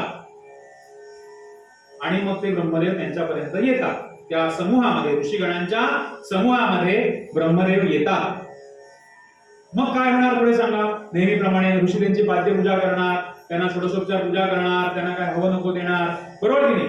असलं काहीही ऋषींनी केलेलं नाही. असलं काहीही ऋषींनी केलेलं नाही. ऋषींनी त्यांना विनंती केली, त्यांचा आदरपूर्वक सन्मान केला, स्वागत केलं, बसा म्हटलं आणि काय सांगितलं? आम्ही काही ज्ञानचर्चा करतो आहोत, आमच्या ज्ञानचर्चेमध्ये आपण सहभागी व्हा आणि आम्हाला मार्गदर्शन करा. आणि त्यावेळेला जे मार्गदर्शन या हंसाने केलेलं आहे, ब्रह्मदेवानी केलेलं आहे, त्याला हंसगीता असं म्हणतात. आणि ही प्रसिद्ध हंसगीता प्रचंड वाचनीय अभ्यास करण्यासाठी आहे. म्हणून कबीरांनी उडजा हंस अकेला असा हंसाचं ते तिथे आपल्याला संदर्भ कळतो. म्हणजे ते दोन पक्षी हंस बनले, म्हणजे कोण बनले? ब्रह्मतत्व बनले, म्हणजेच आत्मतत्व बनले, म्हणजेच ते सगळं, म्हणजेच परब्रह्मा, परमात्मा, परमेश्वर. आणि तो जीवात्मा होता, तो परब्रह्मामध्ये विलीन झाला आणि म्हणून तो उडजा हंस अकेला. घ्यायचंय काय आपल्याला यातनं? जीवात्मा कर्माची फळं उपभोगतो आणि त्यांनी परमात्म्याकडे बघितलं की आपणही तसंच वागलं पाहिजे. आपण ही सगळी कर्म जी करतोय त्याची फळं आपण उपभोगतोय म्हणून आपल्याकडे शोक आहे, दुःख आहे. आपण 3 दुःख बाबा सांगितली. काय आहेत ती पहिल्या दिवशी? पुढजा हंस केला, हे द्वासुपर्ण हे एक रूपक याच्यामध्ये आलेलं आहे आपल्याला हे सगळं समजावून सांगण्यासाठी की कशी कर्मफलाचा त्याग कसा करावा हे सगळं समजून सांगण्यासाठी. सगुणाकडून निर्गुणाकडे कसं जावं, द्वैतातून अद्वैताकडे कसं जावं हे सांगण्यासाठी हे रूपक आलेलं आहे. द्वैत म्हणजे काय? 2 सेकंड आयडेंटिटी आपण म्हटलं परवा. जो एकही नाही तो दुसरा कसा झाला असा एक प्रश्न होता ना काल आलेला. द्वैत भाव म्हणजे दोघं जण जे आहोत ते अद्वैत भाव 2 न होता एकच कसं व्हावं हे समजून सांगण्यासाठी इथे आपल्याला हे 2 पक्षांची गोष्ट किंवा त्याचं एक तत्व आपल्यापर्यंत आलेलं आहे की आपल्याला फक्त कर्मफलाचा त्याग करायचा नाही. आपण काय म्हणतो? कर्मण्येवाधिकार असते, फळाची आशा न धरता कर्म करा वगैरे. इथे आपल्याला असं सांगतात की नुसतं कर्मफळाचा त्याग करू नका, तुम्ही कर्माचाच त्याग करा. मग कर्माचा त्याग करा ह्या एका शब्दावरती बाकीचे लोक काय म्हणतात? मग कशाला सगळं करायचं? मग सर्वं शून्यम शून्यम सर्वं दुःखम दुःखम. परत आचार्यांना यावं लागेल जसे परवा आले होते. कर्माचा त्याग करा ह्याचा अर्थ कर्म करा पण ब्रह्म समर्पण वृत्तीने कर्म करा. आपलं कर्म केल्यानंतर हे मी माझ्यासाठी केलेलं नाही, हे मी केलेलं नाही, हे मी देवाला अर्पण करतो म्हणून आपण ब्रह्मार्पण वस्तू असं आपण म्हणतो की नाही प्रत्येक वेळेला. हे जे कर्म मी केलेलं आहे हे सगळं मी ब्रह्माला अर्पण करतो. ब्रह्मसमर्पण वृत्तीने आपल्याला हे सगळं काम करायचंय. हे सगळं करताना कर्मफलाचा त्याग, द्वैत अद्वैत सगुण निर्गुण हे सगळं सांगताना इथे कुठेही आपल्याला असं सांगितलेलं नाही की तुम्ही फक्त निर्गुणाचीच उपासना करा, सगुणाचीच उपासना करायची. सगुणाची उपासना करता करताच आपल्याला निर्गुणापर्यंत जायचंय. प्रवास आपल्याला कुठे करायचा आहे? आपलं लक्ष काय आहे? अक्षर पुरुषोत्तम परब्रह्म ते आपलं लक्ष आहे. पण तिथे पोहोचण्याकरता आपल्याला आधी इथनं उठलं पाहिजे, गाडी घेतली पाहिजे, एसटी स्टँडवर गेलं पाहिजे, ती एसटी मिळवली पाहिजे आणि मग वाटेतच बसून राहायचं असं करून चालणार नाही. ध्येयापर्यंत पोहोचण्यासाठी सगुण भक्ती करताना मला याच्यात अडकून राहायचं नाहीये, मला पुढे पण जायचंय हा भाव मनामध्ये असला पाहिजे. दत्तांना नमस्कार करून, गणपतीला नमस्कार करून मला दोन्ही देवांना नमस्कार करता यायला हवा आणि माझे सद्गुरू प्रत्येक सद्गुरूच्या ठिकाणी मला दिसले पाहिजे. गणपतीला जरी नमस्कार केला तरी आपले आराध्य जर दत्त आहेत तर दत्त तिथे दिसले पाहिजे, दत्तांच्या ठिकाणी गणपती दिसला पाहिजे. हे सगळं तत्व एकच आहे. इथपर्यंत आपल्याला पोहोचायचंय. आपलं होतं काय माहितीये का? आपण मध्येच अडकून बसतो, सगुणातच अडकून बसतो. नाही आम्ही गणपतीशिवाय कोणालाही नमस्कार करत नाही, आम्ही दुसरीकडे काही नाही. अरे पण त्यातनं पुढे कधी जाणार आपण? एक एक पायरी आपल्याला वर जायचंय आणि ही पायरी कशी वर जायचंय? आपल्याला हे सगळे संत आहेत ना, महापुरुष आहेत ना, हे हात धरून आपल्याला एक एक पायरी वर नेतात. सामान्यातून साधकाकडे नेतात, साधकाकडून सिद्धाकडे नेतात. ते आपल्याला सगळं उद्या बघायचं की एक एक पायरी आपल्याला कसं वर जायचंय. या निर्गुणाकडे जाणारा रस्ता हा सगुणाच्या अंगण्यातूनच जातो. माऊलींनी ज्ञानेश्वरीमध्ये भरपूर याच्यावरती विवेचन केलेलं आहे. सगुणातूनच निर्गुणाकडचा रस्ता जातो आणि आपल्याला पुढे जायचंय हा विसर आपल्याला पडता कामा नये. ज्ञान साधना करण्यासाठी हे सगळं अपेक्षित आहे आणि ज्ञानपूर्ण साधना करण्यासाठी सुद्धा हेच आपल्याला आवश्यक आहे. हे सगळं जर तुम्ही जाणून घेतलं तर तुम्ही सगळं काही जाणून घ्याल असं अंगिरस ऋषी शौनक ऋषींना सांगतायत. हे आत्मस्वरूप प्राप्त करून देण्यासाठी ऍक्शन प्लॅन आपल्याला सांगितलंय, कृती सांगितली, रोज आपल्याला कसं वागायचंय. हे सगळं जे आहे ना हे आपल्याला रोज वागता येण्यासारखं आहे, सोपं आहे. आपण त्याचा विचार केला पाहिजे फक्त की मी काय करू. आता एखादी गोष्ट करताना ती काय करू किंवा कशी करू याचा विचार केला पाहिजे. हा ऍक्शन प्लॅन कसा आहे? ऍक्शन प्लॅन माहितीये का? 4 गोष्टी सांगितलेत, फक्त 4 गुण सांगितले की जे आपण आज रात्री घरी गेल्यापासून जर स्वतःमध्ये धारण केले, अंगीकारले तर हे सोपं होईल. पहिला आहे सत्य, दुसरा आहे तप, ज्ञान आणि ब्रह्मचर्य. गेल्या 2 दिवसापासून सगळी ही चर्चा चालू आहे ना आपली. सत्यासाठी काय आहे, तप म्हणजे काय, ज्ञान म्हणजे काय, ब्रह्मचर्य म्हणजे काय. या 4 गुणांच्या समुच्चयाने हे 4 गुण जर का आपल्याकडे असतील तर आपण पापरहित होतो, आपण त्यागी बनतो. त्यागी बनतो. ज्ञान साधना केल्यामुळे काय प्राप्त होतं? फलश्रुती, फळ समजल्याशिवाय आपण या बाजूला जाणार नाही. काय मिळेल हो? ज्ञान माझ्याकडे काय होईल माझ्याकडे ज्ञान असल्यामुळे? अपिचेदसी पापेभ्यो सर्वेभ्य पापकृत्तमः सर्व ज्ञान प्लवेनैव वृजिनम संतरिष्यति, असं भगवद्गीतेचा श्लोक आहे. सोपा श्लोक सांगतो. जरी पाप्यांमध्ये पापी असशील शिरोमणी, कसा आहोत आपण? पाप्यांमध्ये पापी असशी शिरोमणी, पाप्यांचा शिरोमणी, साधा सुद्धा नव्हे, पापी लोकांचा शिरोमणी जरी तू असशील तरी ह्या ज्ञान नौकेने पाप ते तरशील तू. तुझ्याकडे ज्ञान जर का असेल, ज्ञानाची साधना जर, भले तू पापी असशील, पाप्यांचा शिरोमणी असशील, पण तुझ्याकडे जर ज्ञान साधना, तू ज्ञानाची साधना करत असशील तर हा सगळा पापाचा सागर तू पार करून जाशील. तसा ज्ञानाग्नी तो सर्व कर्म जाळूनी टाकतो. ज्ञान खडकाने उठ योग तू साधुनी. आपण कितीही पापी जरी असलो तरी सुद्धा या ज्ञान साधनेने आपण हा सगळा सागर उलटून पलीकडे जाऊ शकतो. म्हणून ब्रह्मसमर्पण वृत्तीने आपण काम केलं पाहिजे. कमळाच्या पानाप्रमाणे आपण राहतो जर आपण असं काम केलं तर. कमळाच्या पानाप्रमाणे राहतो म्हणजे काय? तो पण एक गोष्ट आहे, तो पण एक श्लोक आहे. ब्रह्मण्याय कर्माणि संगे त्यक्त्वा करोति यः पद्मपत्र विमांभसा सांगितले. कमळाच्या पानाप्रमाणे तुम्ही राहाल. आता कमळ कुठे फुलतो? चिखलात, बरोबर? चिखलात कमळ फुलतं. पाण्यामध्ये, चिखलामध्ये कमळ असतं. पण त्याच्या पानाला चिखल चिकटतो का?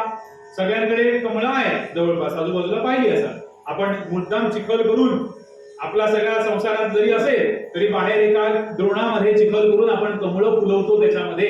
पण त्याच्यामध्ये आपण हे पाहिलं पाहिजे की त्या कमळाला आपण कितीही चिखल निर्माण केला तरी तो चिकटत नाही. तसे आपण राहतो जर ब्रह्मसमर्पण वृत्तीने काम केलं तर. कमळाच्या पानासारखे स्वच्छ राहू शकतो असं इथे आपल्याला सांगतात. हे सगळं जाणून घ्यायचंय आणि हे सगळं जाणून घेऊन याचं सार काय आहे तर परब्रह्म परमात्मा परमेश्वर हा आपल्यामध्ये आहे हे जाणून घ्यायचंय.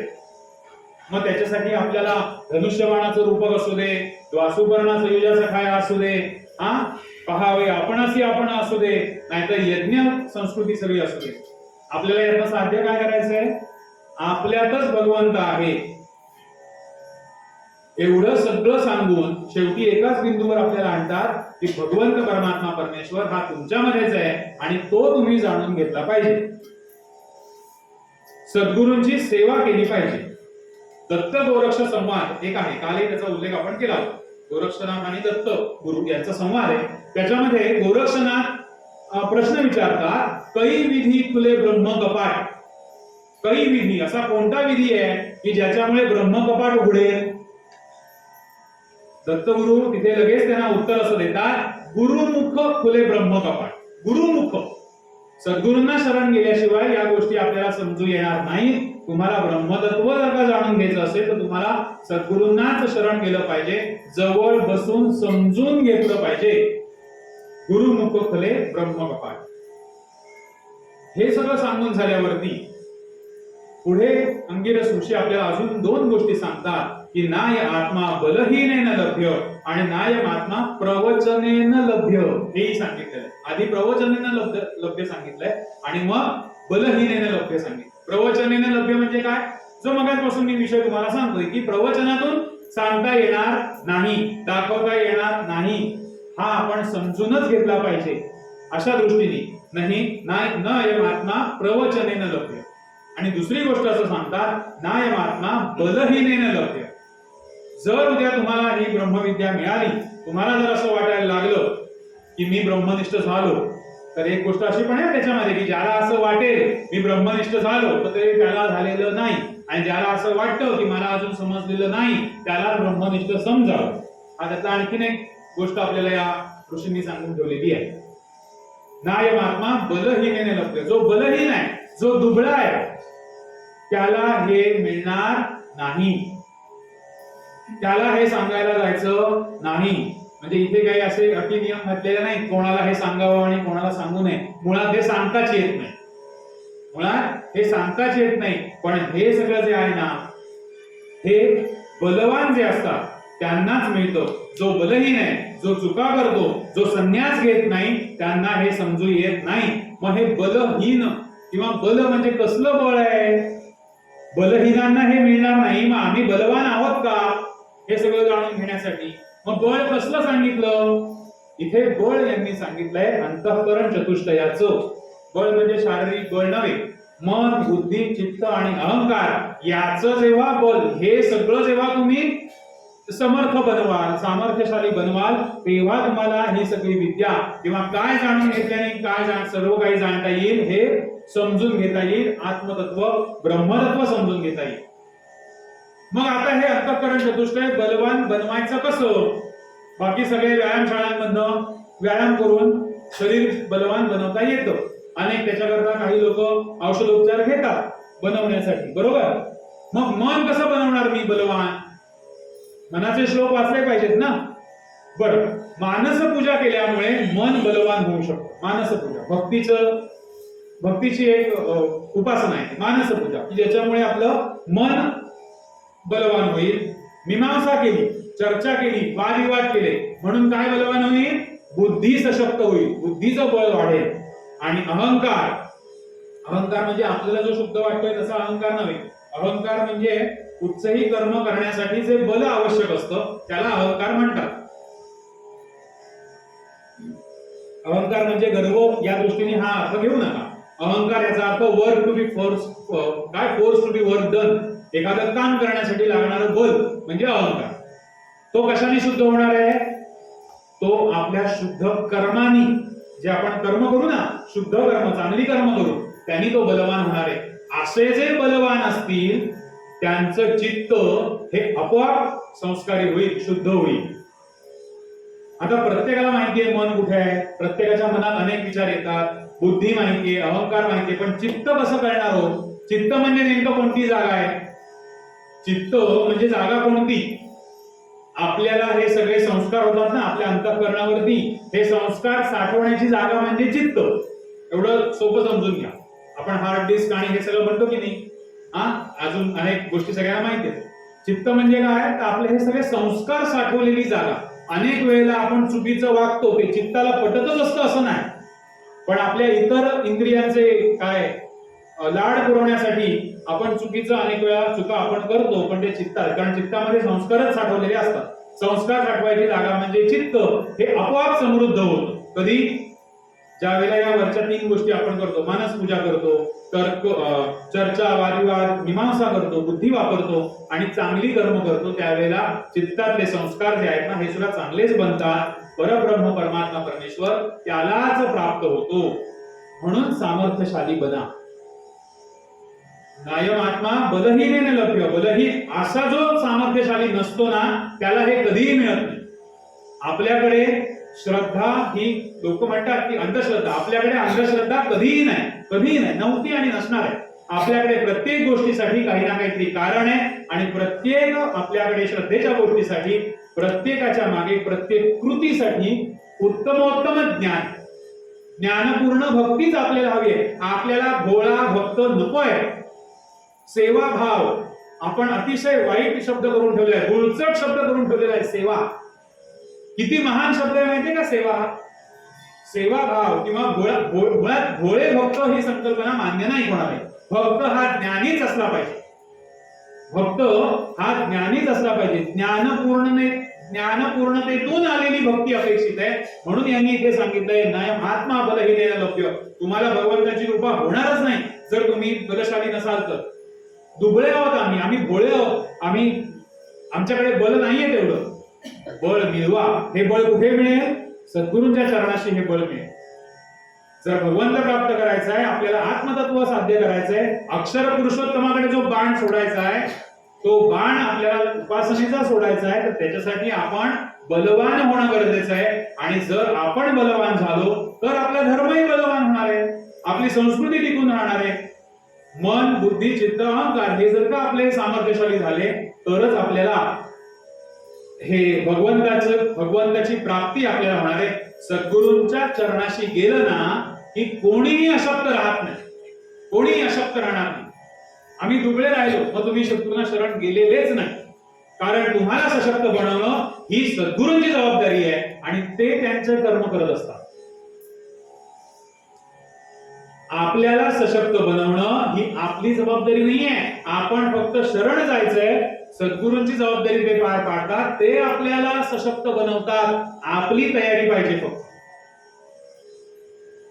परब्रह्म परमेश्वर त्यालाच प्राप्त होतो. सद्गुरूंना शरण गेल्याशिवाय, त्यांच्या पायाशी गेल्याशिवाय हे होणार नाही. कोणालाही इथे दुबळं समर्पण नकोय.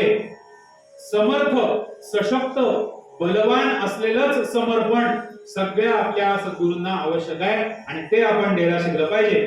सद्गुरू आपलं बल कसं वाढवतात माहितीये का? आपल्याला अनुष्ठानं देतात, आपल्याला काहीतरी कामं सांगतात. प्रत्यक्ष सांगतील असं नाही, स्वप्नात सांगतील, दृष्टांत देतील. आपल्या मनात निर्माण होईल की नाही नाही, मला माझ्या गुरूंची आज्ञा आहे प्रवचन मला करावी. करून घेतात ते आपल्याकडून. असं असतं काय? असं आपण म्हणून ते जर का सोडून दिलं तर काय उपयोग नाही. सद्गुरूंकडनं आलेला एखादा विषय हा त्यांची आपल्याला आज्ञा आहे. काय? आपलं बळ वाढावं म्हणून त्यांनी आपल्याला दिलेलं हे काम आहे, आपल्याला कर्म दिलेलं आहे की तू हे कर म्हणजे तुझा उद्धार होईल म्हणण्यापेक्षा सुद्धा तू सामर्थ्यशाली बनशील. कारण कुठलाही गुरु, कोणी एक गोष्ट लक्षात घ्या, आता जे आपल्या आजूबाजूला दिसतात ना, हा मंत्र घ्या म्हणजे तुम्ही मोक्ष तुम्हाला मिळेल, हा मंत्र घ्या म्हणजे तुमचा उद्धार होईल, अजिबात होणार नाही. हो राम मामुद्धर, रामा माझा उद्धार कर का? त्याला कामं नाहीयेत दुसरी? नाहीयेत का? रामस्य दासोस्म्यम, पहिला चरण रामस्य दासोस्म्यम आहे की नाही? रामा मी तुझा दास होईन आणि मग तू माझा उद्धार कर. प्रत्येक फलश्रुतीमध्ये मोक्षार्थे लभते गतिम असंच सांगितलेलं आहे. एका तरी स्तोत्रात असं सांगितलंय का हे स्तोत्र म्हणा तुम्हाला मोक्ष मिळेल? कुठेही नाही. सगळ्यांना स्तोत्र वाचणार आहेत, म्हणणार आहेत, कुठेही असं सांगितलेलं नाही की तुम्हाला असं असं केलं ना म्हणजे मोक्ष मिळेल. हे आत्ताचे काही लोक सांगतात. त्याच्यावर विश्वास ठेवावा की न ठेवावा आपला आपला विचार करा. सगळ्या ऋषीमुनींनी धर्मामध्ये, सगळीकडे संस्कृतीमध्ये मोक्षार्थे लभते गतिम, मोक्षाची गती आम्हाला देऊ, आम्ही तुम्हाला देऊ, पण चालायचंय कोणाला? आपल्याला. चालण्यासाठीचं बळ आम्ही तुम्हाला देऊ, रस्ते झाडून देऊ, साफ करून देऊ, सगळं काही आम्ही तुमच्यासाठी करू, पण चालायचंय तुम्हाला.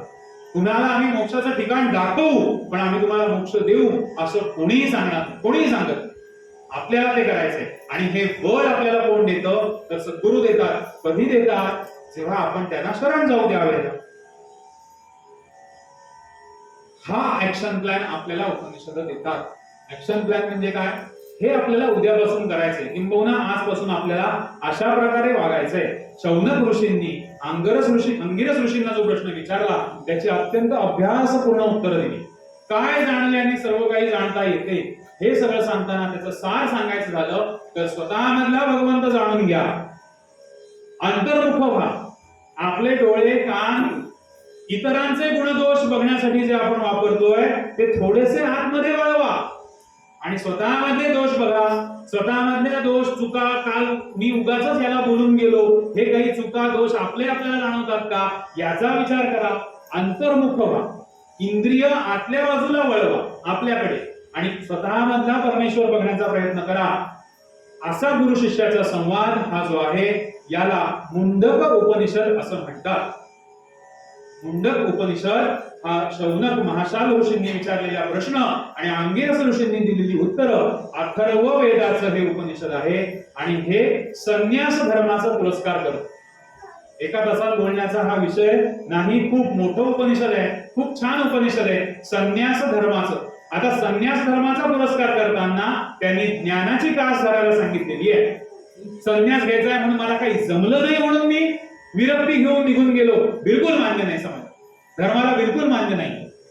संन्यास, वैराग्य ह्या सगळ्या गोष्टी ज्ञानातूनच आल्या पाहिजेत. ही संन्यासी वृत्ती माझ्याकडे यावी म्हणून मी कशा प्रकारे ज्ञान साधना करावी याची उत्तरं इथे दिली आहेत आणि ही साधना ज्ञानपूर्ण कशी असावी याची उत्तरं आपल्याला मगापासून मिळालेली असतील. अंगिरस ऋषींनी शौनकांना जो उपदेश केला हा सगळ्या भागाला मुंडक उपनिषद असं म्हणतात आणि हे अथर्व वेदाचं उपनिषद आहे. याचाही शांती मंत्र आणि कालच्याही प्रश्नोपनिषदाचा शांती मंत्र हा एकच आहे. भद्रम कर्णेभिः आणि स्वस्तिन इंद्रो हे दोन मंत्र या शांती मंत्रामध्ये येतात. प्रभो आमच्या कानावरी शब्द येवो तर कल्याणकारी, भद्रम करणेवी, चांगलं ऐकायला येऊ दे माझ्या कानाला. भगवंताकडे प्रार्थना करतायत, प्रभो आमुच्या कानावरी शब्द येवो तर कल्याणकारी, जेणे समर्थ भूमीवरी होऊ. कशासाठी समर्थ व्हायचंय या भूमीवर? समर्थ कसं व्हायचंय जाणून घेतलं आपण. बलवान व्हायचंय, सशक्त व्हायचंय, समर्थ व्हायचंय. कशासाठी? होऊ स्वधर्म यज्ञासी. आमचा स्वधर्माचं पालन करण्यासाठी स्वधर्म यज्ञासी अविरत कर्मयोग आहे. स्वधर्म म्हणजे काय? आपल्याला दिलेली जबाबदारीचं पालन करणं म्हणजे स्वधर्म आहे. प्रत्येकाचे वेगळे वेगळे आश्रम आहेत. ब्रह्मचर्य आश्रम असेल, वानप्रस्थ आश्रम, संन्यास, कुठचाही आश्रम, चारही आश्रमापैकी ज्या ज्या आश्रमात आपण राहतोय, जीवन जगतोय, त्याची कर्तव्य आपण पार पाडणं म्हणजे स्वधर्म आहे. अशा स्वधर्मासाठी आम्हाला समर्थ बनव. त्यासाठी आमच्या कानावर कल्याणकारी शब्द येऊ दे. आमुच्या दोन्ही डोळ्यांना असेच दिसावे नारायण. नारायणाकडे प्रार्थना केली. काय दिसलं पाहिजे आमच्या डोळ्यांना? असेच. असेच म्हणजे काय? समर्थ भूमीवरील यज्ञासाठी, स्वधर्मासाठी जे करावं लागेल असेच दिसू दे. कल्याणाची साधना जेणे लाभो आम्हाप्रती, त्रिविध तापाची शांती. ओम शांती शांती शांती. 3 वेळा शांती मागतात ना. अधिदैविक, अधिभौतिक, आध्यात्मिक, सगळी जी काही 3 प्रकारची शांती आहे, त्रिविध तापाची असो शांती, ज्या योगाने आम्हाप्रती उत्साहाची येईल भरती. काय मागणं मागायचंय शांती मंत्रामध्ये? हे मी पुढचं कर्म. शांती मंत्र दोन्ही वेळा म्हणतात ना, आधीही म्हणतात आणि अंती शेवटही म्हणतात. सुरुवातीला हे मागणं मागितलंय, उत्साहाची येईल भरती.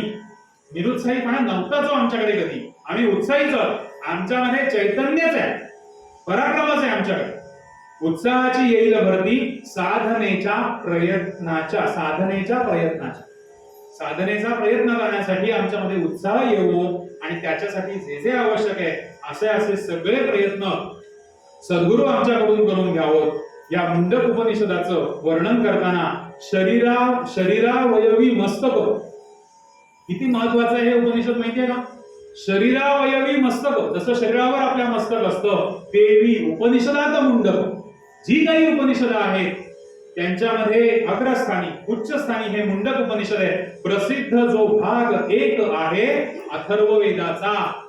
अथर्ववेदाचा हा प्रसिद्ध भाग आहे की जसं शरीरावर मस्तक महत्वाचं आहे, तितकं हे मुंडक उपनिषद महत्वाचं आहे. आणि ते संन्यास आश्रमाचं पुरस्कार, संन्यासी वृत्तीचा पुरस्कार हा करतो. असे साधनेचे प्रयत्न आपल्याकडून सद्गुरू करवून घ्यावं. यथाशक्ती यथामती मुंडकाची करीनो वृत्ती, दिली अनंते भाविका हाती उपनिषदार्थ कौमुदी. सद्गुरूंना शरण जाऊन गुरूंना विचारलेल्या प्रश्नाची उत्तरं आज आपण घेतली. ज्ञान साधना कशी करावी, ज्ञान साधना केल्यामुळे पापांचा शिरोमणी सुद्धा कसा या सागरातून, भवसागरातून तरून जाऊ शकतो ते आपण पाहिलं. ज्ञानयुक्त साधना असेल किंवा करायची तर कशी करायची, का करायची, आणि सद्गुरूंना शरण जाऊनच हे सगळं शक्य आहे हे आपल्याला धनुष्यबाणाच्या रूपकातून आणि द्वासुपर्णा सैजा सखाया आणि पुढचा हंस अकेला या सगळ्या गोष्टीतून आपल्याला अंगिरस ऋषींनी समजावून सांगितलं. आज आपण आता इथे विषय हा थांबवूया. उद्या आपल्याला गती आणि एकेका पायरीने आपल्याला कसं वरती जायचंय, सामान्यातून साधकाकडे आणि साधकाकडून सिद्धाकडे कसं जायचंय याच्याविषयीचं थोडं विवेचन, थोडासा अभ्यास उद्या आपण करूया. उद्या आपल्या बरोबर आमचे गुरुजी आहेत, ते सुद्धा प्रत्यक्ष उपस्थित राहणार आहेत. त्यांच्या समोर बोलणं ही माझी परीक्षा समजेल, पण तरी सुद्धा त्यांच्याच कृपेने, त्यांच्याच आशीर्वादाने आणि देवाच्या कृपेने 3 दिवस जे काही बोलणं झालं तसंच किंबहुना त्याच्यापेक्षा उत्तमोत्तम माझ्याकडून बोललं जावं आणि आपल्या समोर हा सगळा विषय ठेवायला मला भगवंतानी शक्ती द्यावी एवढं मागणं मागूया. आणि आज आपण थांबूया. गुरुर्ब्रह्मा गुरुर्विष्णू गुरुर्देवो महेश्वरा गुरुरेव परम तत्व तस्मात् गुरुमुपाश्रये. काले वर्षत पर्जन्यं पृथ्वीं सस्यशालिनीं देशो यक्षोभरहितं ब्राह्मणाः सन्तु निर्भया अपुत्रा पुत्रिणः सन्तु पुत्रिणः सन्तु पौत्रिणः अधना सधना सन्तु सर्वे इंद्राभ्यः. आकाशात् पतितं तोयं यथा गच्छति सागरं सर्वदेव नमस्कारं केशवं प्रतिगच्छति. श्रोता वक्ता श्री गुरुदेव दत्त गुरुदेव दत्त गुरुदेव दत्त. श्री लक्ष्मीनारायण महाराज की जय. वासुदेवा